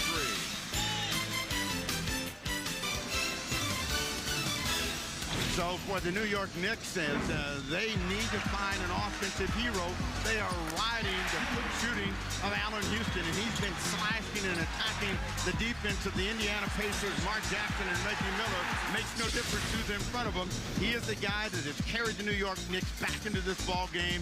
He's made 7, Bill. That's a different theory for you. With Allen Houston putting on an offensive clinic here, you're seeing a lifetime of work, of discipline, of practice and playing one-on-one. And now with Marcus Camby, who along with Chris Childs, who played the exact minutes here, the plus 18 when they're in, the minus 18 when they're out, that's a 36-point swing. That is an incredible swing. Reggie Miller out of the ball game. Jalen Rose, Travis Best in the backcourt for Jackson and Miller. Front line stays the same. Mullen, Davis, and Smith. Best stripped by Childs. Best went down to get it back. Jump ball. And a jump ball is called. And the Pacers were saved a 24-second violation. They should have just left Travis Best wallowing around there in the key. But this is where the Pacers fell apart in the first half. This is where the Pacers fell apart in Game 5. Larry Bird continues to go deep to the bench as Reggie sits. But Larry is the first to tell you that none of his guys can play the whole game. Best and Childs. Allen Houston has it for New York. Here's Sprewell. Camby shakes his head no, as Sprewell is thinking about the lob. Sprewell should have shot because Camby could have got the missed rebound. Discouraging. Kurt Thomas. Easy rebound for Best. That is the shot that Thomas has to make in the absence of Larry Johnson. They're running that pick and roll with Smith. The guy in the corner is going to be open the rest of the evening. Smith. Rick Smith missed it. Offensive rebound, Dale Davis. Childs ties him up. Tom, we keep talking about the substitutions. And I believe you go with your biggest guys as Smith misses this jumper, resulting in the tie-up here.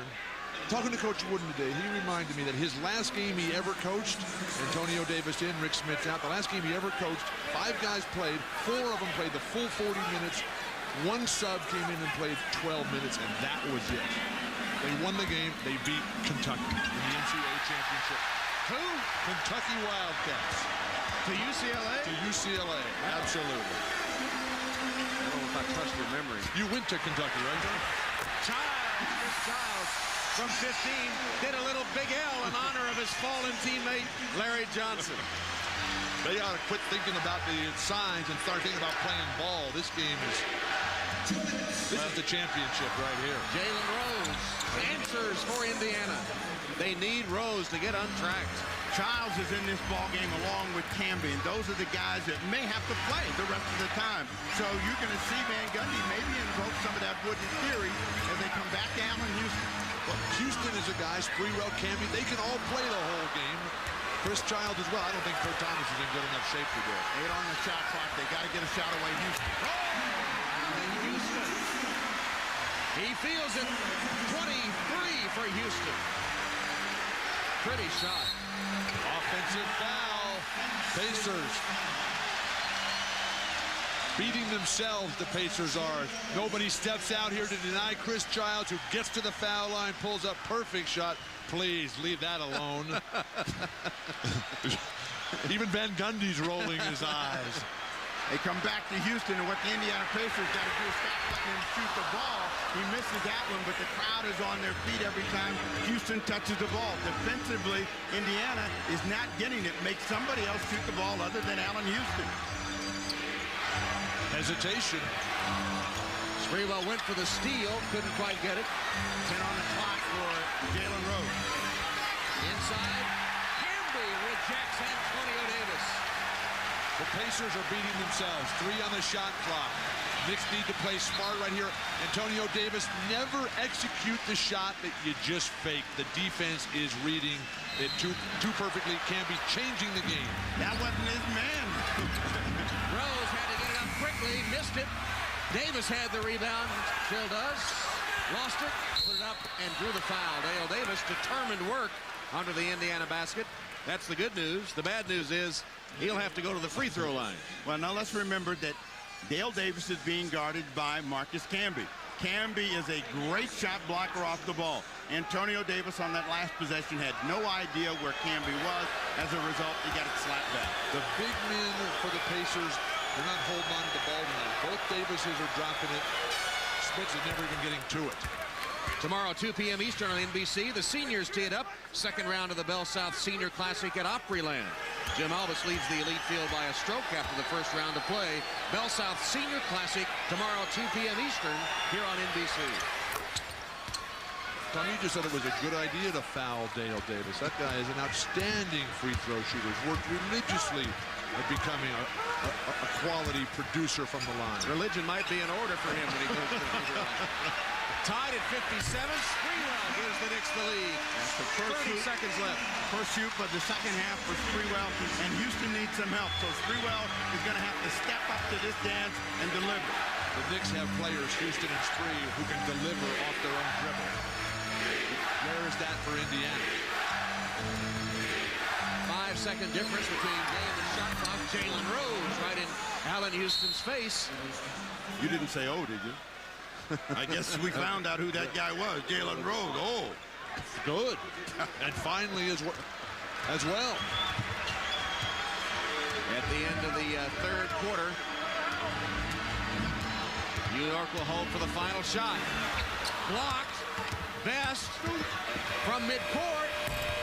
And the third quarter comes to a close. Allen Houston and his wife expecting another child soon. And with that third quarter performance, maybe they'll be at the finals when the child is delivered.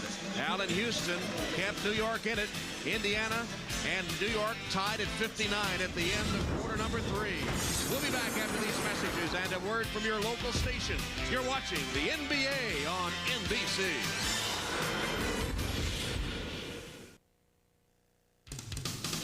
This copyrighted telecast of the National Basketball Association is intended solely for the entertainment of our audience.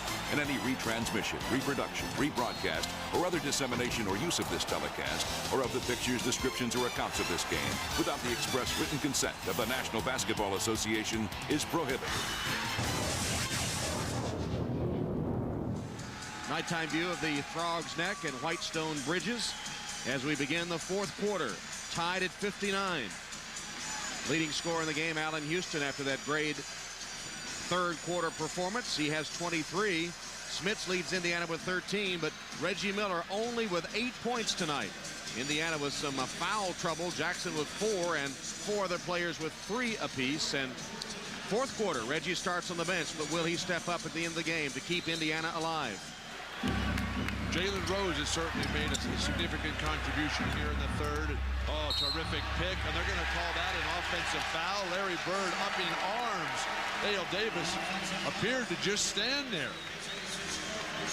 You know, Dale Davis is a physical. Where you see that arm come out? He was just tensing himself. He didn't move. He was just getting ready to absorb the collision that Chris Childs caused. Well, he's really tense now because he has 4 fouls. Derek McKee back in for Indiana to start this fourth quarter. Childs for 3.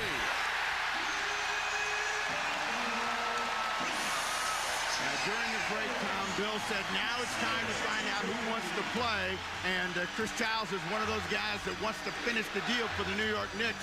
5 quick points for him, and three of them came on that last three-pointer. Pretty well gambled. McKee tied up by Chris Dudley. Steve, if you're a player, this is what you live for. The penetration, something that has killed the Pacers all series. Then the three-point shooting, outstanding, with the exception of that. But, you know, the operative word as we look at Larry Bird is the guys that are players. You got to want this kind of opportunity. You want this kind of atmosphere to deliver the goods. A bunch of confusion right now for Child and Houston about where to be on the tip as Dudley controls the top. Dudley out-jumps McKee for the basketball. We may have to get Chris Childs over here to settle you down before this game's over, like he did Larry Johnson before that free throw. Turnovers have plagued Indiana all night long. Jalen Rose pushing Spree off the box. Larry Bird is working these officials all he can. He's trying to say, see the obvious, but you can see right there, Sprewell is hooking and holding, and that's what Bird tells the officials. He's holding them off. If Spree is trying to back up and he ends up on the Pacer bench, that's a foul. Jalen Rose, the latest Pacer to be tagged with his 4th foul. Pick and roll. Rose stepped right in the passing lane to intercept for Indiana. When Jalen Rose gets angry and dials in, particularly in pressure situations, he plays some terrific basketball. Let's see how he handles the adversity. When he's focused, he's a considerable force. Here's McKee against the smaller Houston. Double team comes. Best hits the 3. Travis Best left alone. They didn't rotate back fast enough. And he nails his 7th point. Travis Best, who was huge last year in the 7-game Eastern Conference Finals against Chicago, delivering in spite of the debilitating injury. Houston off a good screen from Dudley. Knocks it down. You talk about all the work of Allen Houston paying off here in this game. Son of a coach. His dad, Wade, coached high school, assistant at Louisville, coached Allen at Tennessee, and Jalen Rose lost it. Allen said instead of going home to relax, Dad would say, let's put on the tape of that last game. Bless his dad, let him shoot all the time in the game. Loose ball foul call. You can see Travis Best may have the bad drawing, but he doesn't have a bad hand, and he delivers from downtown. And then Allen Houston working real hard just to shake the defense of Derek McKee. Drops one in. They give the Knicks a 2-point advantage. Pacers battle. We've seen classic images of heroes and tradition. A fallen warrior has made way for a new one. An old nemesis struggles, but finds the courage to fight on. We've seen pride and heart and hopes for redemption, and it's captured our imagination. Tonight in Game 6, Larry Johnson of the Knicks out with a knee injury suffered in the 2nd quarter. So Allen Houston takes over the offense for New York with a brilliant 3rd quarter. Reggie Miller still cannot find his shot. Will Reggie be able to pull one out at the Garden again? His Pacers face elimination in Game 6. 9:56 remaining. New York leads by 2. Reggie Miller still on the bench. Jalen Rose beat Canby for the layup. That may be the only time in memory in this series that Canby didn't change a shot that he went after. But the guy that you talked about that can't get his own shot or can get his own shot is Jalen Rose, and he's making it happen. And for the Knicks, they're going to have to get some help from Childs and particularly from Sprewell. Penetration. The Pacers aren't stopping anybody on the perimeter. Spree, though, he should do a better job of getting the ball closer, maybe at the foul line, get his own offensive going and help out Allen Houston. Smits wants it back from McKee against Dudley. Rick Smits turns, can't hit. And a loose ball foul called on Indiana as they sent Marcus Camby flying. They called him cotton candy at the start for being so soft. Ooh, I like it. Very good. But this guy is in the battle now, and Larry Bird is duly impressed, talking constantly about Camby's contributions and the inability of the Pacers to stop him. Jalen Rose stripped it away from Sprewell, off Spree and out of bounds. Nice defensive play by Rose. Sprewell is better when he faces the basket, and particularly against Jalen Rose. He's had a tough time in this series trying to out-jump him very quickly and turns it over. Travis Best against Childs. Jalen Rose comes to get it. Now, what Allen Houston has to remember about Rose, he's left-handed. Make him go to his right hand. Same thing with Travis Best. Blocked by Camby. Smith whips it to Antonio Davis, and a shot clock violation by Indiana. Good defensive help by New York. Unbelievable defense, Tom. Mark Jackson seeing it slip away a little bit here in his hometown where he used to play. Camby again changing the game. And then the strip down, Reggie Miller dying to get back in there. How long is Bird going to wait? Well, it's only a 2-point deficit for the Pacers. He's trying to buy those guys some much-needed rest, and the Knicks have got to build a bigger lead than 2 as they look to Allen Houston against the defense of Derek McKee. Indiana's turned the ball over 22 times. Camby not much outside shot. Derek McKee rushes it away for the Pacers. Childs is the guy with the hot perimeter hand. That's the one you want to drive the ball at his man, initiate the double team, and spot up Childs. Jalen Rose, open shot. Jalen Rose stepping to the forefront for the Indiana Pacers. He now is in double figures. Jalen Rose is an incredible guy under pressure, and particularly when he gets angry. Once he got that bad call against him, he really got active at the offensive end, ties the ball game up. And you can see it in Jalen's face right now. He's just so focused. Allen Houston gives it back to Camby. Bad pass. Here's Rose for Indiana. Bad idea because you're throwing the ball to Dudley in traffic. Camby again. Camby makes up for it by deflecting that pass. Childs, he throws a bad one. Here comes Jalen Rose. He's 1-on-3, and he'll hold it up. Pull it out and reset. New York has to play three-man basketball with Spree, Childs, and Houston, and let Camby and Dudley go to the weak side rebounds. Childs made Rose miss that one with a double clutch, but Smits with an offensive rebound. Indiana looks for the lead. Smits, short, never got above the level of the rim, thought he was fouled. New York needs organization here. They're just playing scatter ball. Sprewell gives it to Camby, who's hammered by Rick Smits. 6:58 left in Game 6. Still nothing decided. Pacers and Knicks tied at 66.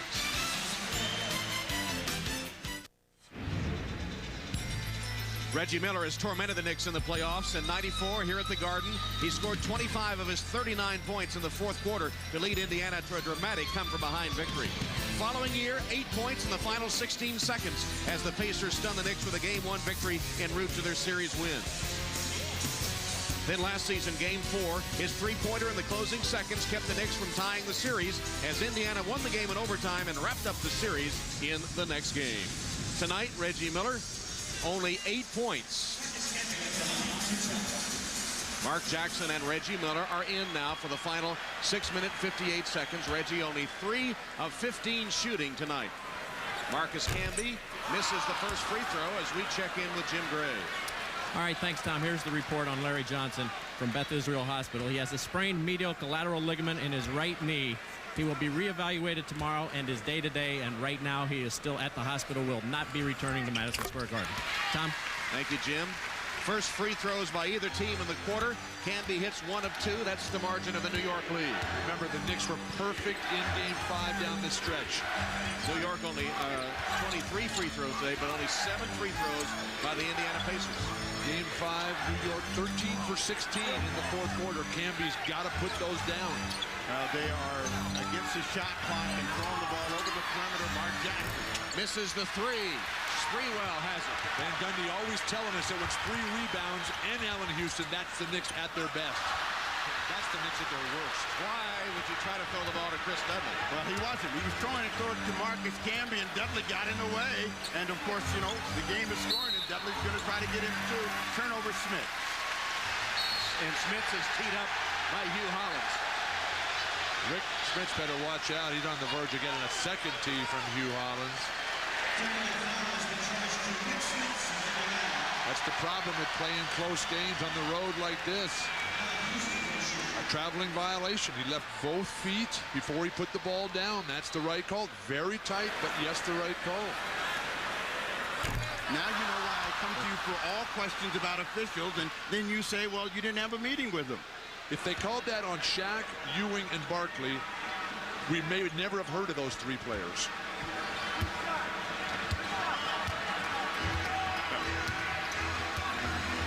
Well, Allen Houston with a rare free throw miss, and then he's knocked to the floor by Reggie Miller, who gets the foul.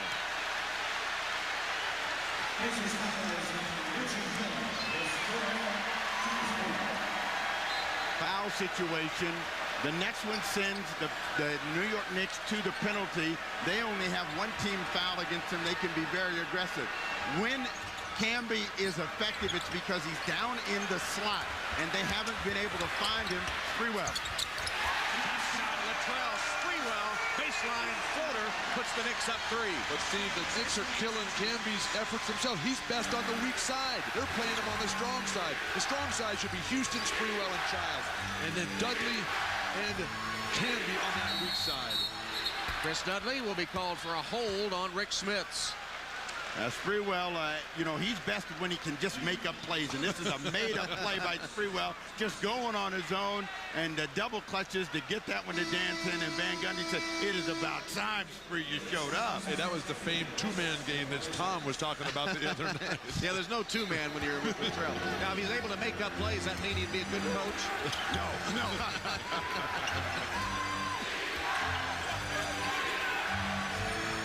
Dale Davis replacing Antonio Davis for Indiana. Nice fake by Smits.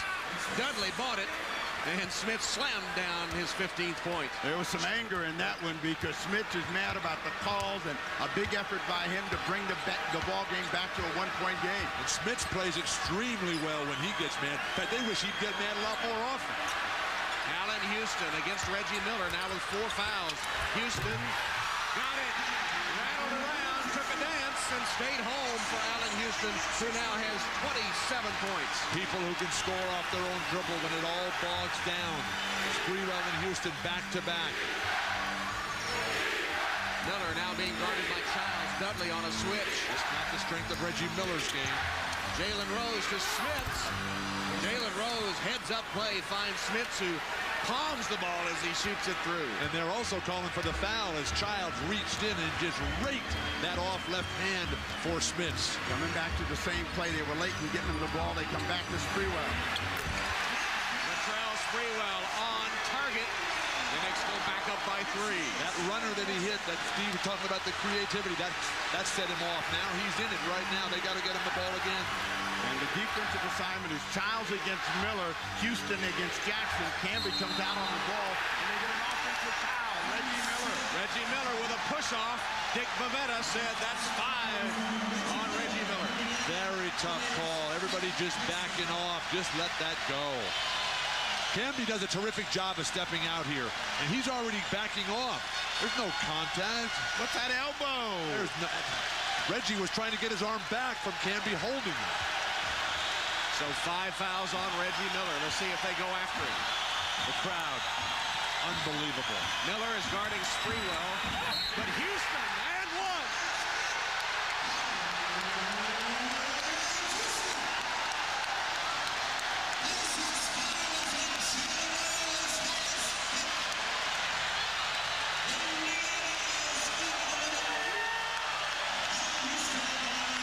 No defensive rotation whatsoever for Larry Bird's Pacers.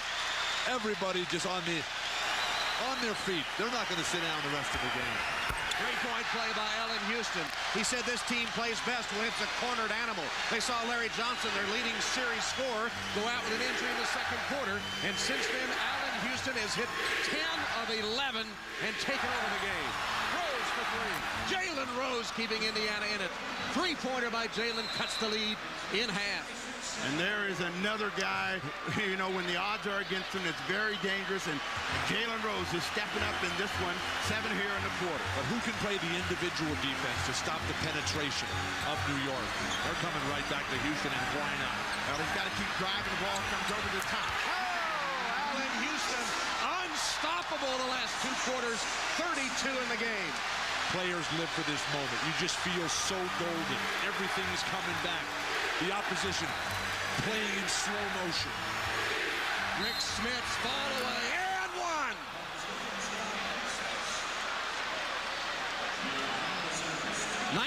For Rick Smits, and a chance for a 3-point play as Dudley commits the foul. If the Pacers are going to lead the Garden tonight, they're not going to go quietly as Rick Smits turns and fires. You know, ever since he got that traveling call, Rick Smits has been a wild man out here on the floor for the Pacers. He has a chance for the 3-point play.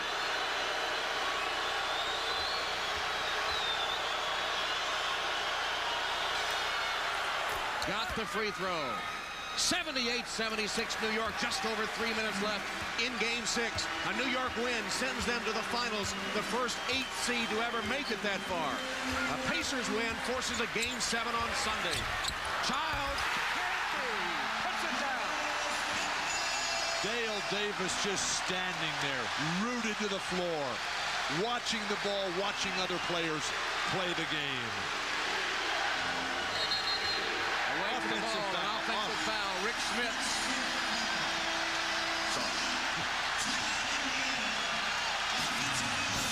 Chris Childs pulls the trigger from the free throw line. Marcus Camby gracefully sliding in. Nothing the Pacers can do about it. Knicks lead by 4, 2:41 away from the finals.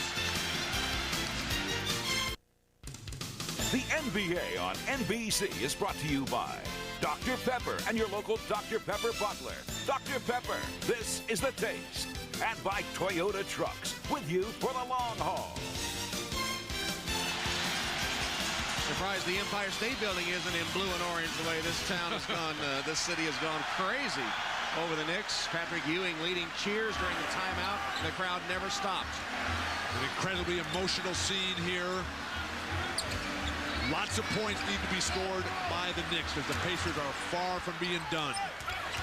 Childs nearly lost his balance and throws it away. And again, absolutely horrible spacing for the Knicks. Well, you know, for Chris Childs, you know, he lives off of inspiration, and it'll be interesting to see what he comes up with in the final 2:21 as he made a mistake in Miller. Reggie Miller misses the three. Childs takes it off the floor, and we're down to the 2-minute mark in Game 6. Beautifully executed play. Reggie didn't even look down at Smits, who's had a hotter offensive half than Reggie Miller. Miller only 3 of 16 in the game. Childs for three. What are they doing there? Mark Jackson. New York has given Indiana every single chance. The question is, can Indiana capitalize here? Reggie Miller looks for Smits. Instead, they work the ball the other way. Shot clock at 8. Rose to Jackson. Path to the basket. Didn't get the shot away. 2 to shoot. Rose gets it up. Missed it. Hamby skies for the rebound. He's just moving beautifully, as the great rebounders have done in history. Of course, Wilt, Russell, the absolute best. The defense, though, the closeout by Sprewell, force him to put it on the ball. And Rick Smits fouls out of the game, replaced by Antonio Davis. Smits leaves with 20 points. Top point getter tonight for the Indiana Pacers, who are in danger of being eliminated in the Eastern Conference Finals. Again, they took the Bulls to Game 7 last year. All season long, the Pacers have talked about wanting to be champions, but they have not had the resolve here tonight to be champions. And, you know, when you talk about teams that won it, you got to find a hero someplace. Tonight, the New York Knicks have found one in Allen Houston, Camby, and Childs, and there has been no answer for the guys in pinstripes in purple. I mean, that's blue and gold. Pick a color, Steve. That's okay. Larry Bird needs a timeout. And are the Indiana Pacers going to take the same route out of here that the Utah Jazz took? And the man no one wanted in New York, Marcus Camby, has led the way.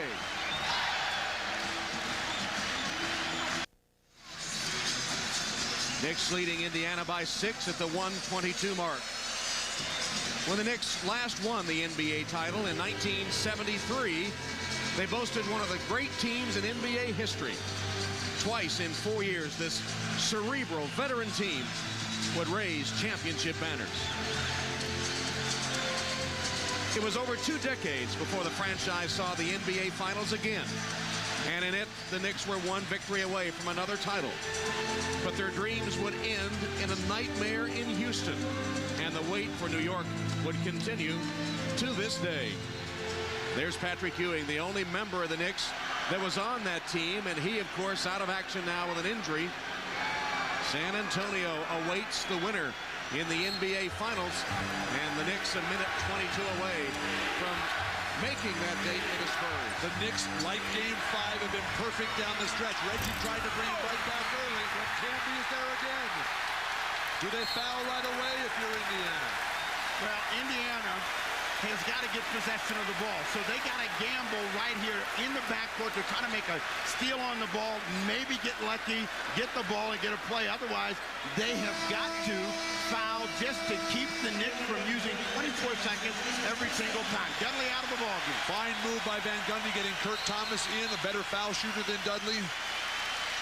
11 of his last 12. Allen Houston, he and Camby have been the difference.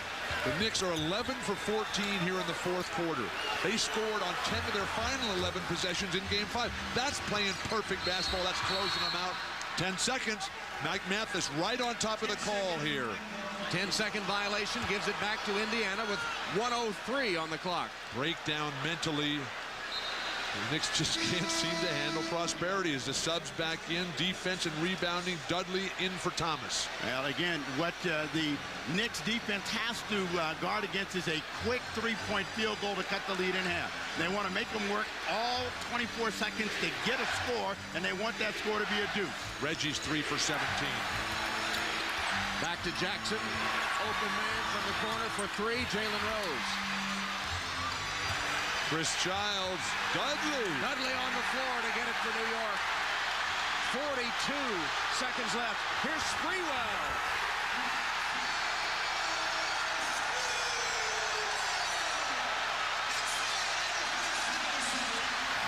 Jackson with a three for Indiana. It's a 5-point game, 30 seconds left, Indiana foul. That last play that ignited the fast break. Chris Dudley ran from 25 feet away and dove as Larry Bird looks on in just abject disappointment. That led to this fabulous drive. Sprewell just crossing over. No one on this team for the Indiana is stopping Latrell Sprewell on the way to the hoop. Indiana motivated by that. As you see Sprewell react to throwing it down. And now he'll come to the free throw line. But Indiana motivated by that 7th game loss to the Bulls last season. Really the only team that stayed together during the lockout, working out constantly. They were the favorites from the outset to step in and replace the Bulls with Michael Jordan retiring. They struggled sometimes during the regular season, especially to close out close games. But in the playoffs, they seem to come alive. Now New York, the improbable New York Knicks, who have battled all sorts of adversity all season long, on the verge of eliminating the Pacers again. And Sprewell, who went from a year ago from the villain, from the most vilified player maybe in the history of the NBA, to now on the verge of taking his team to the finals and maybe being the MVP, if it's not Marcus Camby.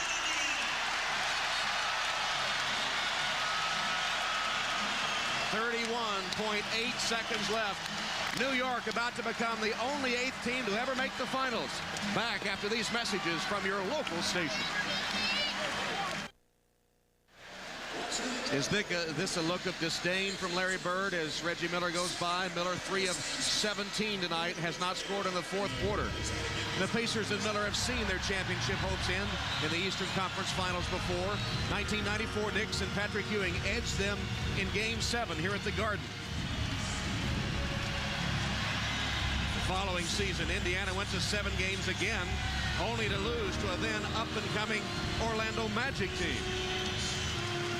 Then last season, like so many others, they fell to Michael Jordan in what would be the final title run of the Chicago Bulls dynasty, yet again in 7 games. Now you got two incredible legends, Reggie Miller, Karl Malone, both this year, thinking they had their chance. So far denied. Jalen Rose. Let's see if he gets the continuation. Pavetta says yes, absolutely. Yes, basket counts. Jalen Rose with a chance for a three-point play. What they do is guard nobody. They let him go down the lane. And in this situation, you want the opposition to use the entire 24 seconds. There was 31.1 seconds to go, and they only used 3 seconds to get the score, so they're still in the ball game. And Van Gundy, you know, he doesn't have much hair. He could lose it all before the night is over. He's on his knees over there right now, Van Gundy. So they've got a 5-point advantage. Rose looking to make it a 4-point game. Indiana, after the free throw, is going to gamble, and they're going to try to steal the ball, stop the clock. We got Perkins in right now. Childs gets it to Sprewell. That's a great move by Childs. Terrific decision making. Sprewell is the guy. He's been iced at the line. The only one he missed at the end of the game last game 5 was when he was calling the crowd out when they were chanting his name over in Market Square. But remember, the Indiana Pacers still are full of quick-second heroics, and every time the Knicks have looked like they've got this thing won, suddenly they cut the lead in half. Reggie's been here before. Well, Tom and I did the game when he had 8 points in 16 seconds, so he's just waiting, I guess. And 4 points is not safe anymore, as we've seen from Larry Johnson. But here's Latrell Sprewell. The big question for the Knicks, or one of them anyway, that they had to answer this season. Should Latrell Sprewell and Allen Houston play together? Well, tonight, the answer is an emphatic yes. Sprewell with 19 points, Houston 32 points. They've combined for 51 of New York's 87. In Latrell Sprewell, they have a guy who can get to the free throw line and make it. And that is a huge edge in any era of the NBA basketball. 6-point lead with 25.9 seconds left. And Indiana about to face disappointment again. But what about the improbable New York Knicks? Remember, during the lockout, Patrick Ewing was one of the leaders of the union and wasn't thinking much about basketball, was not in shape. Then the Camby deal was questioned. The fans and many of the people around the league thought it was a mistake to trade Charles Oakley for Marcus Camby. And his coach, Jeff Van Gundy, didn't believe in him, didn't play him much, said he was too soft, didn't work hard enough, and maybe was out of shape. Then Latrell Sprewell comes over with all the baggage he had. And then controversy about whether he should start or not, and he's saying he wanted to start. Ernie Grunfeld demoted as the general manager of the team. The team at one time was 21-21, dealing with the Grunfeld firing. And of course, Van Gundy's job still at this moment in question. They had an unbelievable comeback down at Miami. I believe without Patrick Ewing, they were down 20. They came back to win. Next night went on the road, won again at Charlotte. Jeff Van Gundy says that's what turned them around. They still struggled, had to make the playoffs on the last day, as I recall. But then in the playoffs, it's been something else. This was the Miami comeback game, which proved to be now the turnaround point for this New York team. Late April, Knicks pulled off this huge comeback against the Heat, trailed by 20 in the third quarter. Larry Johnson, Marcus Camby, they came roaring back in the fourth. They won it by 2. Camby and Johnson each with 9 points in the fourth. Knicks scored on 11 of their last 13 to come away with a win. Then they had that other win in Charlotte we mentioned, and that seemed to be the turnaround point for this team. And then in the playoffs, Allen Houston bounces one twice, the rim, the backboard, and through to beat Miami on the road in Game 5. They waltzed through the Hawks. Then it took a Larry Johnson miracle 4-point play here at the Garden. Now we've come to this. It's the most improbable story ever in the NBA. Tom, you covered it all, and you left out Larry Johnson's injury tonight. And now they overcome the Larry Johnson injury in the second quarter. It is just astounding. It is still a long way from over. Mullen comes in the ball game along with Jackson, Rose, Perkins, and Miller. They're looking for 3. Miller got 3, but they don't get him the ball. Got it now. Miller for 3. Childs the rebound. They have to foul immediately. The Knicks have been terrific at the free throw line. You know, as courageous as Reggie Miller has been and as many big shots as he has made through his career, and here in the Garden, eventually it had to turn against him. He is 3 of 18 tonight, and there is no magic in that right arm today. And it's heartbreaking for him and all Pacer fans. And Chris Childs has been a terrific free thrower through the regular season, falling off a little bit in the playoffs, but they just want one from him now. Where does this leave Larry Bird, though, as Mark Jackson sits and watches the crowd chanting Larry Bird? So much pressure. Said at the start of this series that this was a series that the franchise had to win. Right now, though, Larry, there'll be a lot of stories, there'll be a lot of rumors about him walking away. Larry Bird is not a quitter. Larry Bird is going to come back. He'll fight this thing through. He just needs the luxury of having that one truly special player that the Pacers seem to be lacking at this point. Big free throw disparity in the game. New York has hit 27 of 33. Indiana's attempted only 9 free throws in the game, hitting all 9 of them. Sprewell blocking shots. The Pacers have given up.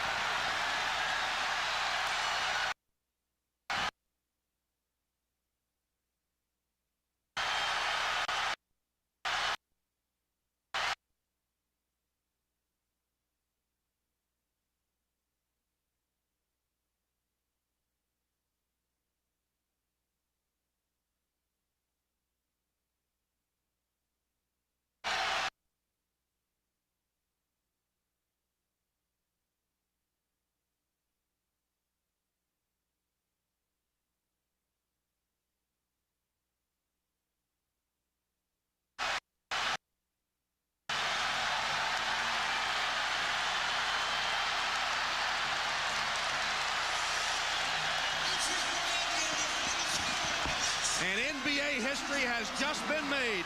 The New York Knicks are the first 8th seed to ever make the NBA Finals. Jeff Van Gundy's wife in tears.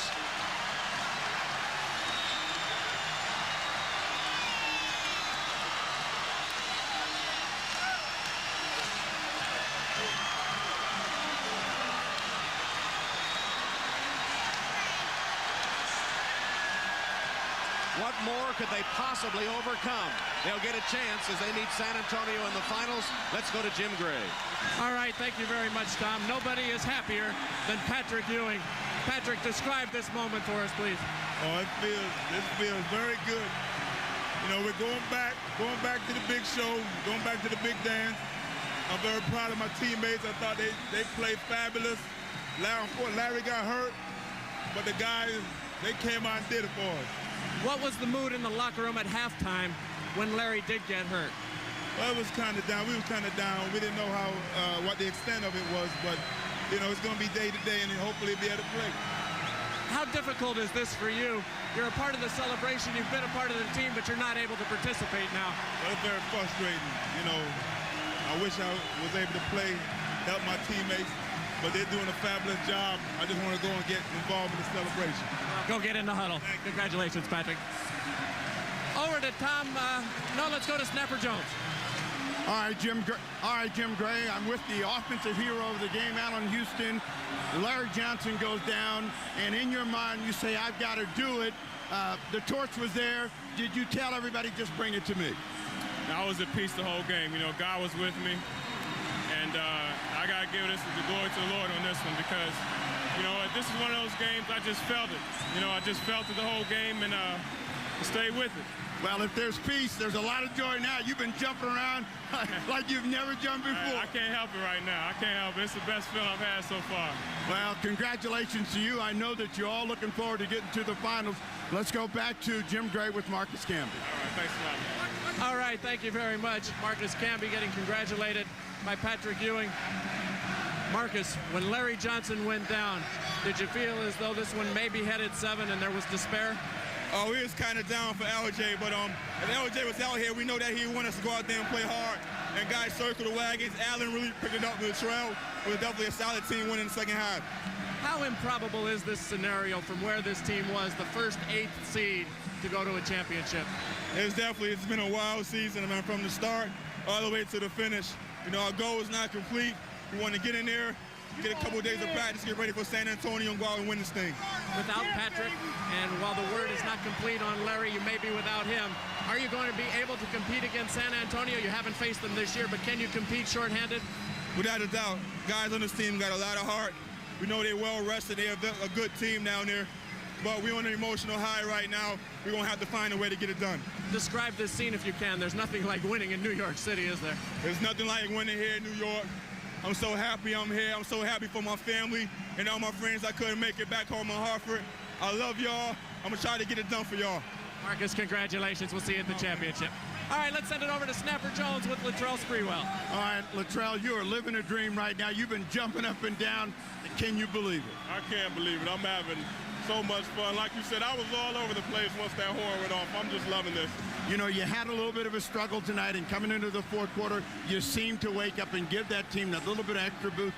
Did you feel any pressure because you needed to score knowing Johnson was down?